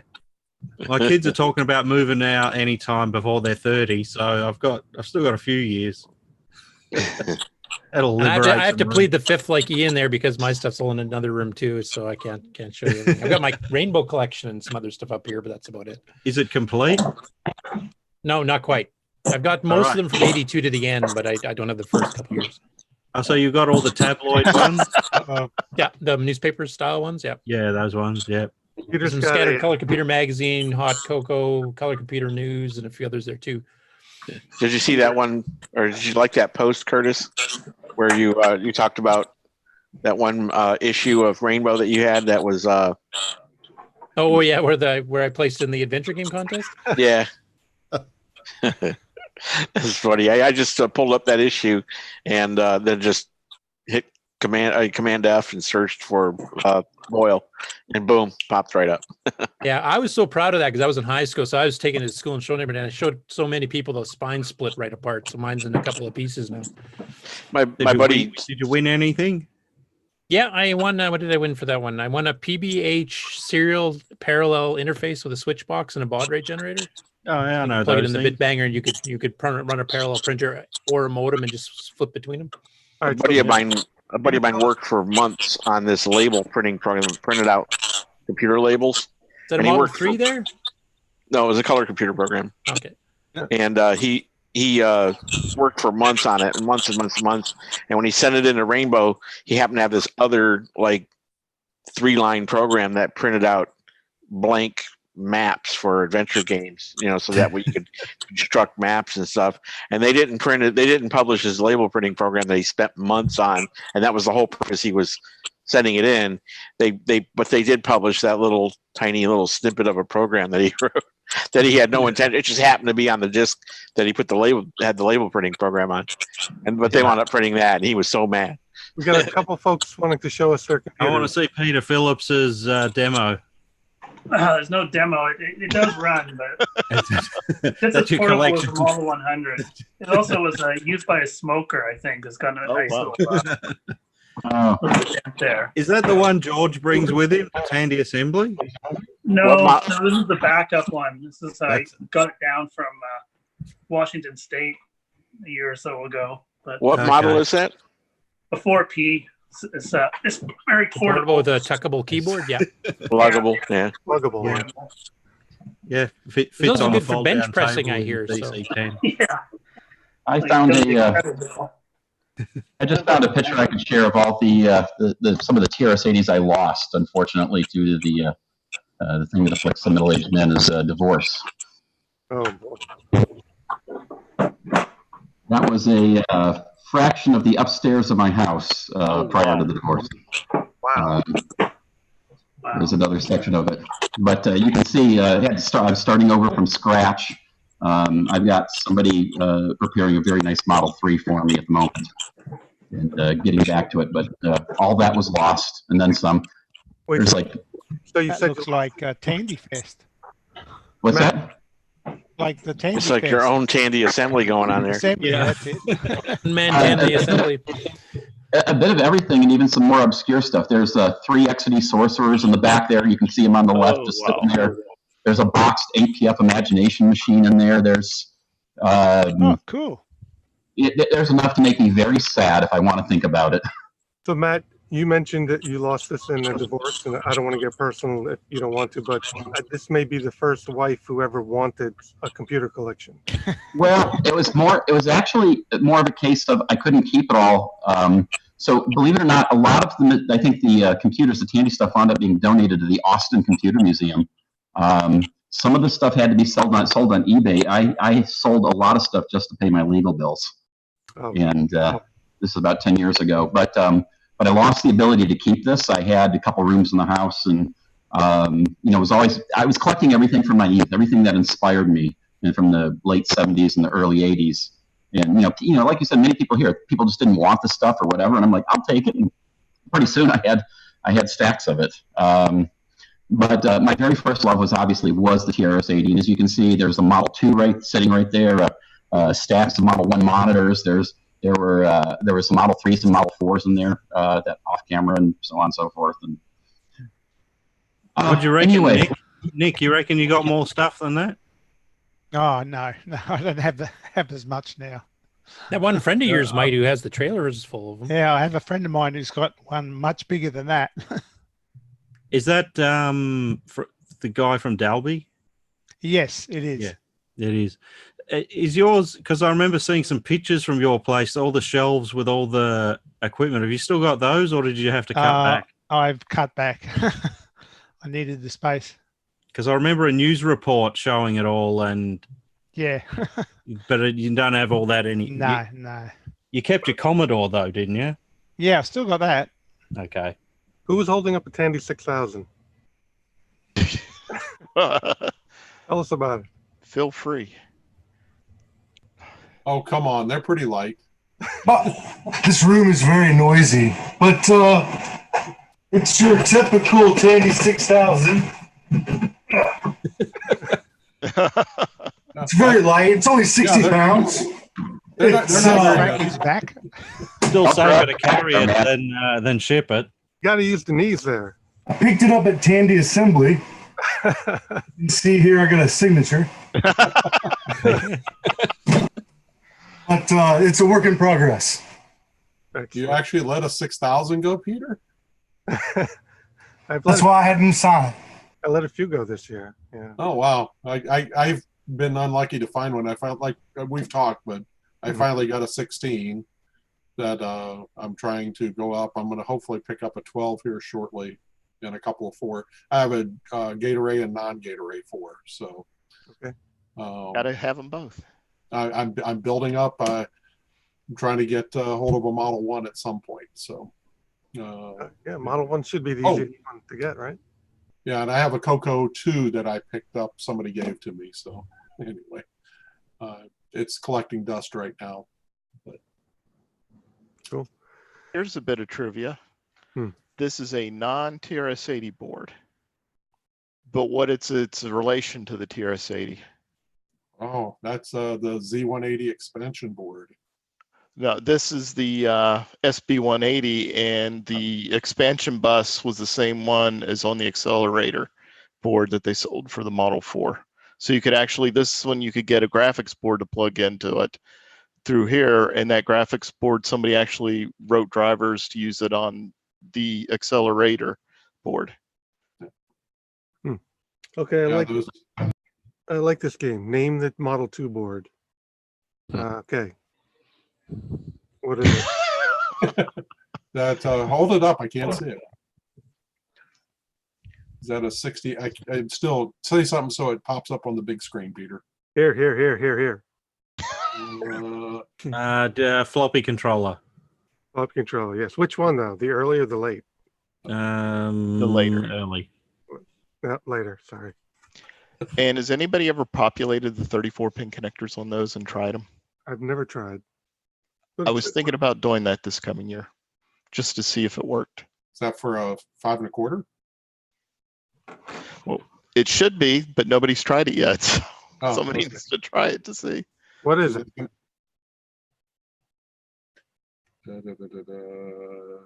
That keyboard mouse, keyboard video. CPU board. Oh yeah, CPU board. Sorry, yeah. CPU board. So an interesting trivia pit for you, Peter, since you do work on them a lot. Did you know that the S100 card form factor is the exact same size, but with a cut down connector? Same size? Yeah. I don't have actually, that's what I'm using for my prototypes. So if you look at, here's an S100 card, and you'll find that if you cut off this section here, right here, it's the exact size of those cards. So it allows for interesting prototyping without having to cut a board first. Did also allowed them to design the Model 2 quickly and easily without infringing on any copyrights. Well, it is less pins on the connector, so you know, it's and the card cage is nothing to be special on an S100 system. You know, I seem to remember reading somewhere that originally they were going to use the S100 bus on the Model 2 and then switched from it. But yeah, that's what Don French said at Tandy Assembly. He was pushing that because he was a big fan of the Altair, which used the S100. Well, they were originally selling the S100 systems in Tandy computers. Yeah. Well, I just thought it was interesting that it ended up being the same size and the same location of fingers and everything. You can just cut one down. So they probably cut down the connector to cut the cost, because they're putting 6 up in a box. Who knows? We don't have to have the regulators on the Tandy cards, so saves a few pins there. Yeah, little weak too on the power, but anyway, that's life. Anyone else? I could show mine, but we'd be here all night. I have some. I have 2 Model 4s, 2 Model 3s. I have 3 Model 100s. I have 1 Kyocera, or however you say it. The first Kyocera looks like a Model 100. I have That's a hard one to find.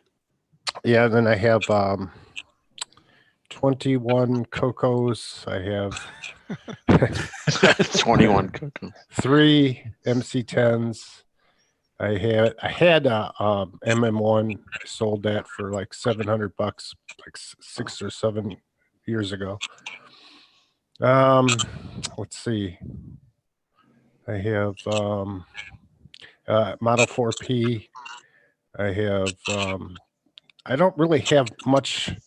I have a couple of printers. I have that one huge printer that I just got from the friends of mine. It's I think it's a 210, and it weighs about 70 pounds. It's very But it heavy. is a daisy wheel that connects to the Coco, Yeah. which is a handy thing to have. And you got a Tandy 2000. When did you get that? Yes, I got that. Well, I got most of this stuff, a lot of it. A Coco guy died, and his brother had this stuff. And I was told about it through our club back in the day, and this is in Rochester, New York. I went over to his house. He had some people come in and take stuff out. You know, he took the money. He wanted $800 for this, what was left, and it included the Model 1s, the 4P, the one Model 3, and a bunch of Coco stuff, printers, all kinds of stuff. So I said, I have $300 and I have a van. And he said, sold. So I spent time packing the whole thing up, got it in my van. And at the time I was a sign painter and I had a shop, and I was able to put all that stuff in my shop, and it wasn't any problem at all. Later on, I wound up moving from Rochester to where I live now here in Arizona. And we were able to be moved because my wife's a scientist. She works for a lab that does research for Alzheimer's. And they moved us from Rochester, New York to out here in Phoenix area. If it wasn't for that, I probably would have had to get rid of a bunch of the stuff, but I was able to take everything, which is great. And that's why we have the Ron's Garage segment on Coco Talk, because we were going through his garage, all of his different systems from months on end. Yep, I went through a lot of stuff. Now it's over, but I still get stuff now and then, not too much. It's kind of neat where a lot of the stuff is in my garage. I'm also an amateur astronomer. I have an observatory in the backyard, and I have some of my computers are back there. I have some old PCs that I keep, 486 or 386, a bunch of old stuff that runs, 98 and 95 and what else do I have? I have a 1200 HD out there set up, and it runs still, which is my very first PC I got. And well, what else? So I just have so much stuff. My wife has had it with me getting anything. When I got this machine from our friends, she was a little bit nervous about it, but I was able. She's listening to a game. You hear in the background. Yeah. Anyway, so I got this stuff everywhere, and in my bedroom here to one corner, I got my 2 Cocos here. I got a TDP 100 and a Coco 3 here, but I have some set up in the garage. So if some of the guys in our Coco group have programs they're doing and they want me to test it, I have, Coco with 2 meg, a Coco with, and 6309 and various ones, in various stages, like 512K, 6809 and 6309 and 128K.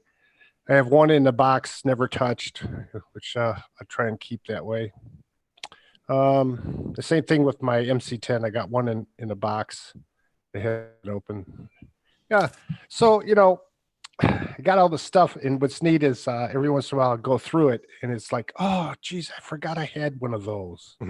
Like, I found. Have you ever seen those number jacks they used to sell for? The number keypad for the Coco. Yeah, right. You set it next to your Coco and plug it in somehow.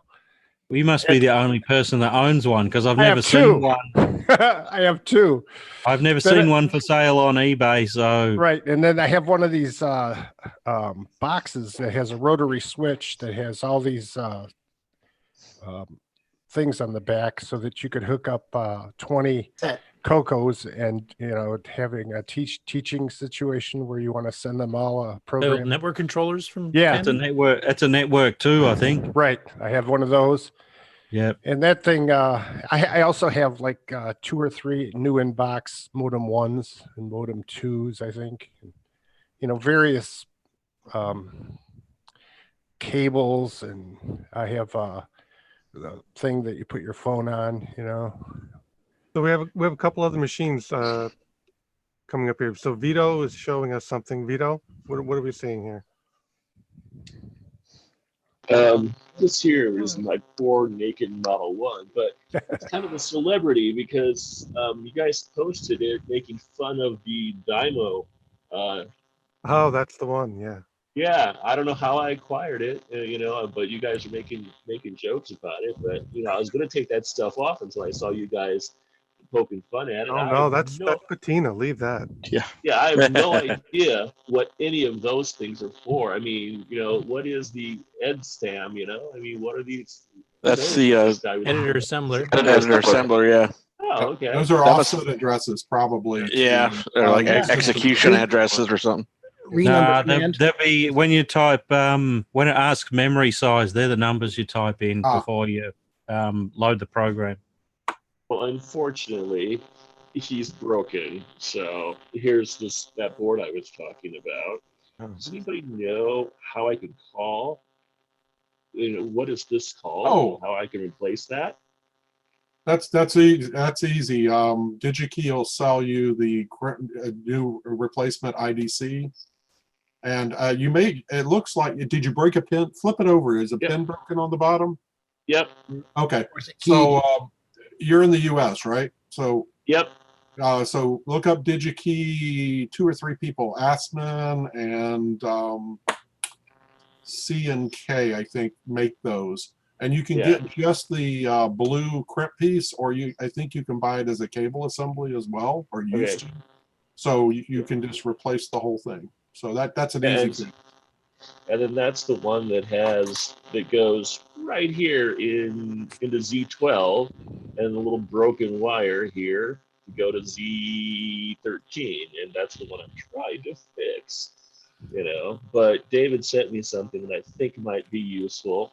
I will private message him and talk more about that. But yeah, and then I also in my collection, I found in my garage, someone gave me 2 color computers, a silver one and a white one, so I don't know what models they are. And I also have a PC-8 with the printer interface. We're talking about people's collections, and the PC-8 still works. I think that it's a really cool thing. Got the leather case, the printer, the cassette interface, the whole thing. It still has a little micro cassette deck with it too, which is pretty cool. But yeah, there's my poor broken one. So that's what I got to add to this. But I thought it was kind of neat. You guys are making fun of the Rhino stickers and the Dymo. So I thought, it's kind of a celebrity on your website, and I ended up acquiring it. So love it. Aaron, you had a couple of machines you were showing before. You want to bring them back? Yes, I do. I'm just trying to bring them back now. Okay. There we go. What do we got Can there? you hear me? 16B and a 6000? What do we have there? Yep. That's the 16B. There's some other ones. It's going to be hard to get to them. There's a couple of model. Yeah, no, there's stuff in the way, as there always is. Yeah, it's a 16B there, and a few keyboards. Tandy 1000 up the top. Up the top, that's right. Yeah. black keyboard there that you can see next to the 6000 has got production on it. Production aid. There's a couple of Model 1s there. Yeah. Do they all work? I think so. The last time they got switched on, they did. That's all that matters. Was that 1989? No. They certainly wouldn't be in that state after the earthquake, which was yesterday, 30 years ago. I had, a whole lot of videotapes at my feet and a little dog that piddled on me. But anyway. So there's that. The Model 3 I got from those people, I had turned it on and smoke came out, and I was able to get pictures of the smoke coming out, which was cool because nobody ever sees that. But I guess it's one of those little reefer, what do you call them? Yeah, the reefer capacitors. Yeah. You know what's the funny one? The external hard drive for the Model 3, the black one, they have the same power supply in them with the same reefer capacitor. When it blows, because there's a fan pushing air, it just ejects it straight out the front like a 1980s music video. Yeah, and it's coming out the vents, and it came out in front of the monitor and out the bays of the drive. It's pretty cool. My wife goes, "Is this supposed to do that?" I said, "No." Yeah. You're not a real TRS-80 enthusiast until one of your machines does that. Yeah. Does it end up smelling like a reefer? It's different. Unfortunately not. I will mention one rare machine that I have actually that is kind of in my room, but it's kind of in pieces in the moment, so I don't know if I want to show it or not. But the Tomcat TC9 that Frank Hogg did as one of the proposed Coco 4s back in the early 90s when Tandy discontinued the Coco 3.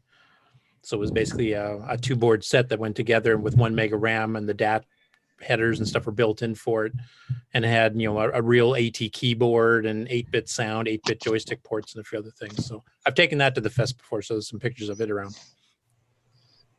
Cool. Was it Coco compatible? Yep. Well, it was Coco compatible on the OS9 level because it had a boot ROM in it that would go straight into OS9. So basically it ran OS9 stuff perfectly fine. It did have a version of BASIC that Chris Burke from Burke and Burke fame had started on, but it wasn't completely debugged yet. So it would work on some programs and crash on others. And it was also trying to simulate hardware to remap it to the TC9 stuff because some stuff was different. Graphics was the same. Timers, the gimme, all that kind of stuff was the same, and had 6552 based serial ports instead of 6551, which actually were better, but not compatible with some of the older software. And the 8-bit DAX, 8-bit ADC and stuff was all mapped in different memories, areas of memory.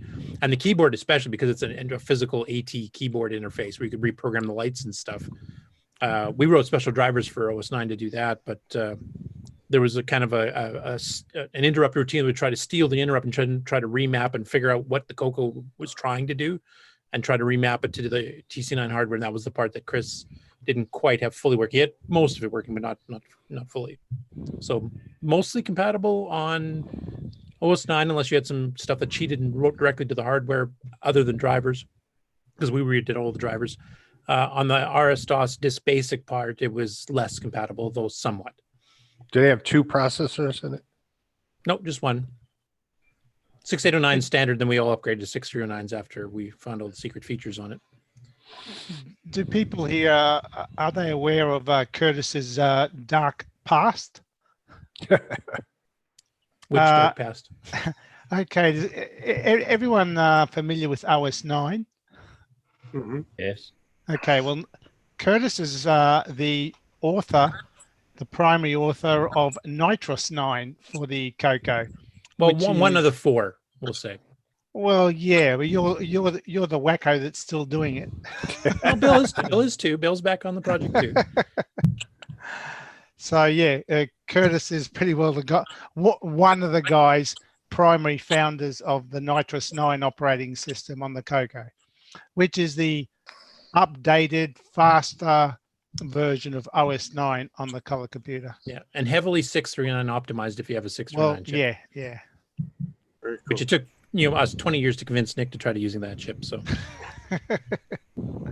All right, guys. So we're at 2 hours, so we want to kind of wrap it up here. So I just want to close it off with, by asking the question, what is the future of the hobby? What is the future 2020? What is the 2020 vision for the TRS-80? Should we just keep going on the way we're going, or is anything we could do better? I think more and more people are going to come in, and then equipment's going to get harder and harder to find generally this time. It's probably some kind of a algorithm that you can, plot how many people, and then pretty soon stuff is going to be eaten up. Or maybe 10 years. I don't know. What do you think? I kind of think with the show The Big Bang Theory with Sheldon's computer, I think we're going to see a resurgence of people wanting Tandies. Are anybody familiar with that? Sure. All right, it's not Big Bang Theory. I guess it's Young Sheldon. Young Sheldon. Yeah. And so, the Tandy 1000 is kind of the infamous little computer now. And I think that we might see people, vintage computers now, I think, are getting more and more cool because, they were junk when, we started getting the cool things like the 46s and, on like that, where we had like unlimited graphics. So that, people kind of ignored them. But I think vintage is coming back. People are wanting to go back to their childhood, and other people are beginning to think, wow, what is this 8-bit stuff? You're seeing people wanting to find the old Atari 2600s and various things like that. So I think we're going to see fewer and fewer of these machines available because I think people are going to want to start to figure out what this 8-bit stuff was all about and where the roots of computing actually started, because it basically started on these kind of machines, I think that a lot of people who are TRS-80 enthusiasts started out with TRS-80s, but as other people sort of they have reached the sort of limits of what they want to do with their particular platform, whether it's Apple II or Commodore or whatever. They're looking at what else is out there, and to sort of keep their interest in vintage computers going. So I find more and more people that come to me to buy stuff and for advice, and that it's not their first computer. They've already got collections of Commodores and Apples and things like that. But I mean, like I was saying before about the early PC stuff, the XTs up to the 486s and things like that. Not too long ago, maybe less than a decade, you could get a Tandy 1000 for $50. But nowadays, a working Tandy 1000 system, they're getting up there around Model 4 prices for them. So as people want to focus on the sort of the later vintage computers, they're moving towards those early PC type things, and there's a lot going for those early PCs like the Tandy 1000 with its better graphics and sound, particularly if what you're trying to do is appreciate early game software. It's much better represented on the 1000. Yeah, one question that I would have is if this is coming back and machines do run out, I've seen like a resurgence of the Commodore 64 this year. They're selling machines with 64 pre-programmed games. Okay, good. I wonder if that's going to head toward doing that for other vintage machines such as the TRS-80. You can put a TRS-80 in an FPGA, and how many people are going to buy into that? And does it need to have the case and a representative keyboard? And where does that go? I don't think it goes that far, but like you said, we're going to run out of machines. West Coast, I'm out on the West Coast, and they have totally destroyed a lot of the vintage computer market because of all the e-cycling that they're doing out here. And it's hard to find. Destroyed it by what making what is left overpriced. Well, no, destroyed it meaning when they went through the recycling here, there was about a 10-year period where I'm at where the government paid big money for anybody to bring in vintage computers or old computers, and they literally destroyed them on the spot stripping every piece of copper, leaching every bit of gold and everything they could out of these machines to help pay the budget. And they looked at it as a way of getting rid of, it's like the cash for clunkers we had here in the Cash for US. clunkers, yeah. Right. Yeah. And so there's just, finding a Model 1, you managed to grab a hold of one of the Model 1s out where I was at, which I'll send you a PM on that later. But anyway, See, I reckon out here. what I think is if this Commodore, the C64, is a success, I reckon Apple is a big enough company that they could actually re-release the 2E in a similar package. They're not gonna. Apple's a big company. They're not going to let a third party get a piece of the pie if they can make money themselves. So I think Apple would actually be watching that and do that with their 8-bit systems. But I don't know if Radio Shack are big enough or whether they'd be decided, you could to do a Coco reimagined or a Model 1, 3, 4 or combine the two into the same thing. The thing I like about I'm not that big a 64 fan, but the reason I bought this thing, it's actually two computers in one. It's actually got a VIC-20 mode, which is very faithful to a VIC-20. So I thought, oh, well, I'm actually getting two computers for the price of one.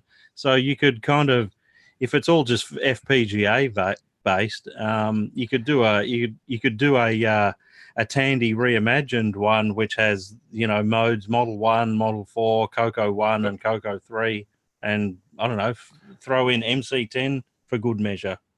We have multiple Coco FPGAs already out as it is, and Ed Snyder's actually doing a redesigned Coco 1.2 motherboard using the original stock parts for the most part, though he's got it. Yeah, I know. I've been following that, but what I'm getting is what's selling this thing here is its case and its keyboard that's very faithful to the original. Well, Ron Klein's selling a pre-package. I guess he's using MAME on it, but he's using like the Coco Pi, which is basically a pre-installed set of all the Coco emulators with MAME already set up for you with disk images of various games and utilities and stuff too. So it's kind of along that line, though. And with modern technology, we could come out with the Apple IIe Nano. Yeah, I've seen the Macintosh little ones. So. I'm just curious if anybody thinks that there's a market there for that, or is it just so niche that? I think it's pretty niche, and I think there are. I agree. Affordable machines out there still, Model 1s, Model 3s, Cocos. And that comes down to the percentages of how many C64s were sold versus TRS-80s. There was that's why I think the 64 was a good candidate for this project here because there's so many of them out there that even if they sell it to sort of 0.01% of people who originally bought Commodore 64s, they still sell 10,000 of the things, which probably covers the R&D of it. What's the price on that new 64? That one was $199 AU, which if someone's got a conversion, we're 68 cents to the dollar at the moment. So about 150 US, isn't it? Yeah, 130. Yeah, 139. Yeah. So an interesting question on that: does it have like a 1541 port, and does it have all the original interfaces? No, there's actually, no. Paul, there's actually a really good review and an opening up and a teardown of the machine on YouTube. Okay. It's probably best to just the 8-bit guy has. I think it's the 8-bit guy did it. It's got some USB ports and it has pretty good connection with the USB images to emulate the 1541. So it's got a little board about this big in the corner when you open it up. It's real That's what tiny. I expected. Yeah. I just thought I'd ask. But I guess that speaks to whether or not what different people get nostalgic of machines for different reasons. Some of them want the software user experience of what they had, so you can do something like an FPGA or MAME or whatever. Others want the actual hardware, like if they're the hardware tinkers that remember the old days when you could actually deal with soldering a circuit board that's not 16 layers deep. and microscopic in size, then they may want, to get the original hardware. So I mean, you've sub-split the nostalgia market into multiple segments depending on what your interest is. I don't know why these are so hard to find in the US, because they're basically an electronics boutique chain in Australia. Every branch has a bunch of them, so It hasn't been released in the United States yet. The 8-bit guy got one because someone in England, I think, bought one and sent it to him. Sent it to him. Yep. Yeah. Probably copyrights. He gave it a pretty good review compared to the previous Commodore 64 Mini. Yeah, there was a lot of latency issues with the Mini, where when you would do something, there was this delay. But a lot of that's gone with the Maxi, and so it's a lot more faithful reproduction of the 64. Well, getting back to Radio Shack, given the stores that they've got left, and the fact that they're making a fist of it, a good go of it with their T-shirts, something like this for to represent their computer, might be doable for them if they're going to put it in their stores. But they sold the rights, right, to the computer division. They don't own the rights to their own vintage computers. Yeah, I would never expect to see anything like that from Apple either, because unless Apple could sell a gajillion of them, they're not going to consider it. So for a niche market like vintage computing, even though it's more popular than it was, the it's Commodore is a game mainstream machine with a keyboard, and it sold big numbers because it was a games machine. People will buy the Commodore 64, the Maxi, for the games because it has a whole pile of built-in games. Yeah, as does this one. It's probably if you've got one or two of your favorite Commodore 64 games and it's included with this guy, you're probably happy to shell out the 200 Australian. Yeah, that's why that sells. You won't get the same thing with an Apple or a TRS-80 version of that because it doesn't have that same games cred. Yeah. You might be able to get away with an Atari or something like the 400, 800, Well, 1200. there is an Atari as well. There's an Atari. There's a Nintendo Entertainment System. There's a Super Nintendo. Again, all games machines. So you're not going to get the same thing out of a TRS-80 or an Apple II. We'll get them to put Donut Dilemma and Roundup on it. Yeah, and Popstar Pilot and Gunstar and Digger 3. I was just going to say, Peter, you have to get cracking writing some games here to make it popular enough for people to want to buy it. Give me another 30 years. I'll be gone. To wrap it up, I want to thank all of you guys for joining. This is a lot of fun being able to talk to other folks outside of conventions about this little niche hobby that we all enjoy, because we definitely can't talk to our wives about it. So, well, you can, but you draw a lot of blank stares. So, Peter, petition to do this quarterly, maybe? Yeah, we talked about it last year. This is a lot of fun. We should definitely do it more often. So we're definitely going to push for that. Yeah. Maybe in the lead up to Tandy Assembly. Speaking of it, which, Nick, we were talking before you joined us about an Aussie invasion to Tandy Assembly. Are you in? I wouldn't be able to make it. No. Oh well. I'd like to, trying. but I can't make it. All right. Better still, why don't we have an Aussie one? Yeah. We'll there you fly go. up to Queensland. Up to you Yeah. guys. There's quite a few Aussie or Coco users I know. I don't know how big the Model 1, 2, Yeah, 3 we got stuff is. David and Brysa and Nick. Yeah. And Chad and Chad. Yeah. a few others I'm just not remembering off the top of my head. Yeah. So we're coming back in 6 months, Pete? Maybe sooner. We'll see. Maybe sooner. We'll see. Oh, good. I look forward to it. Good at it. Maybe something just prior to Cocoa Fest or something. Yeah. In April. Cool. Or just after to review what happened there too. Mm-hmm. There you All go. right, guys. All right. Hey, can I play us out? Thanks for inviting me. Yep. Thanks for hosting it, Peter. Okay. Bye-bye. Take care.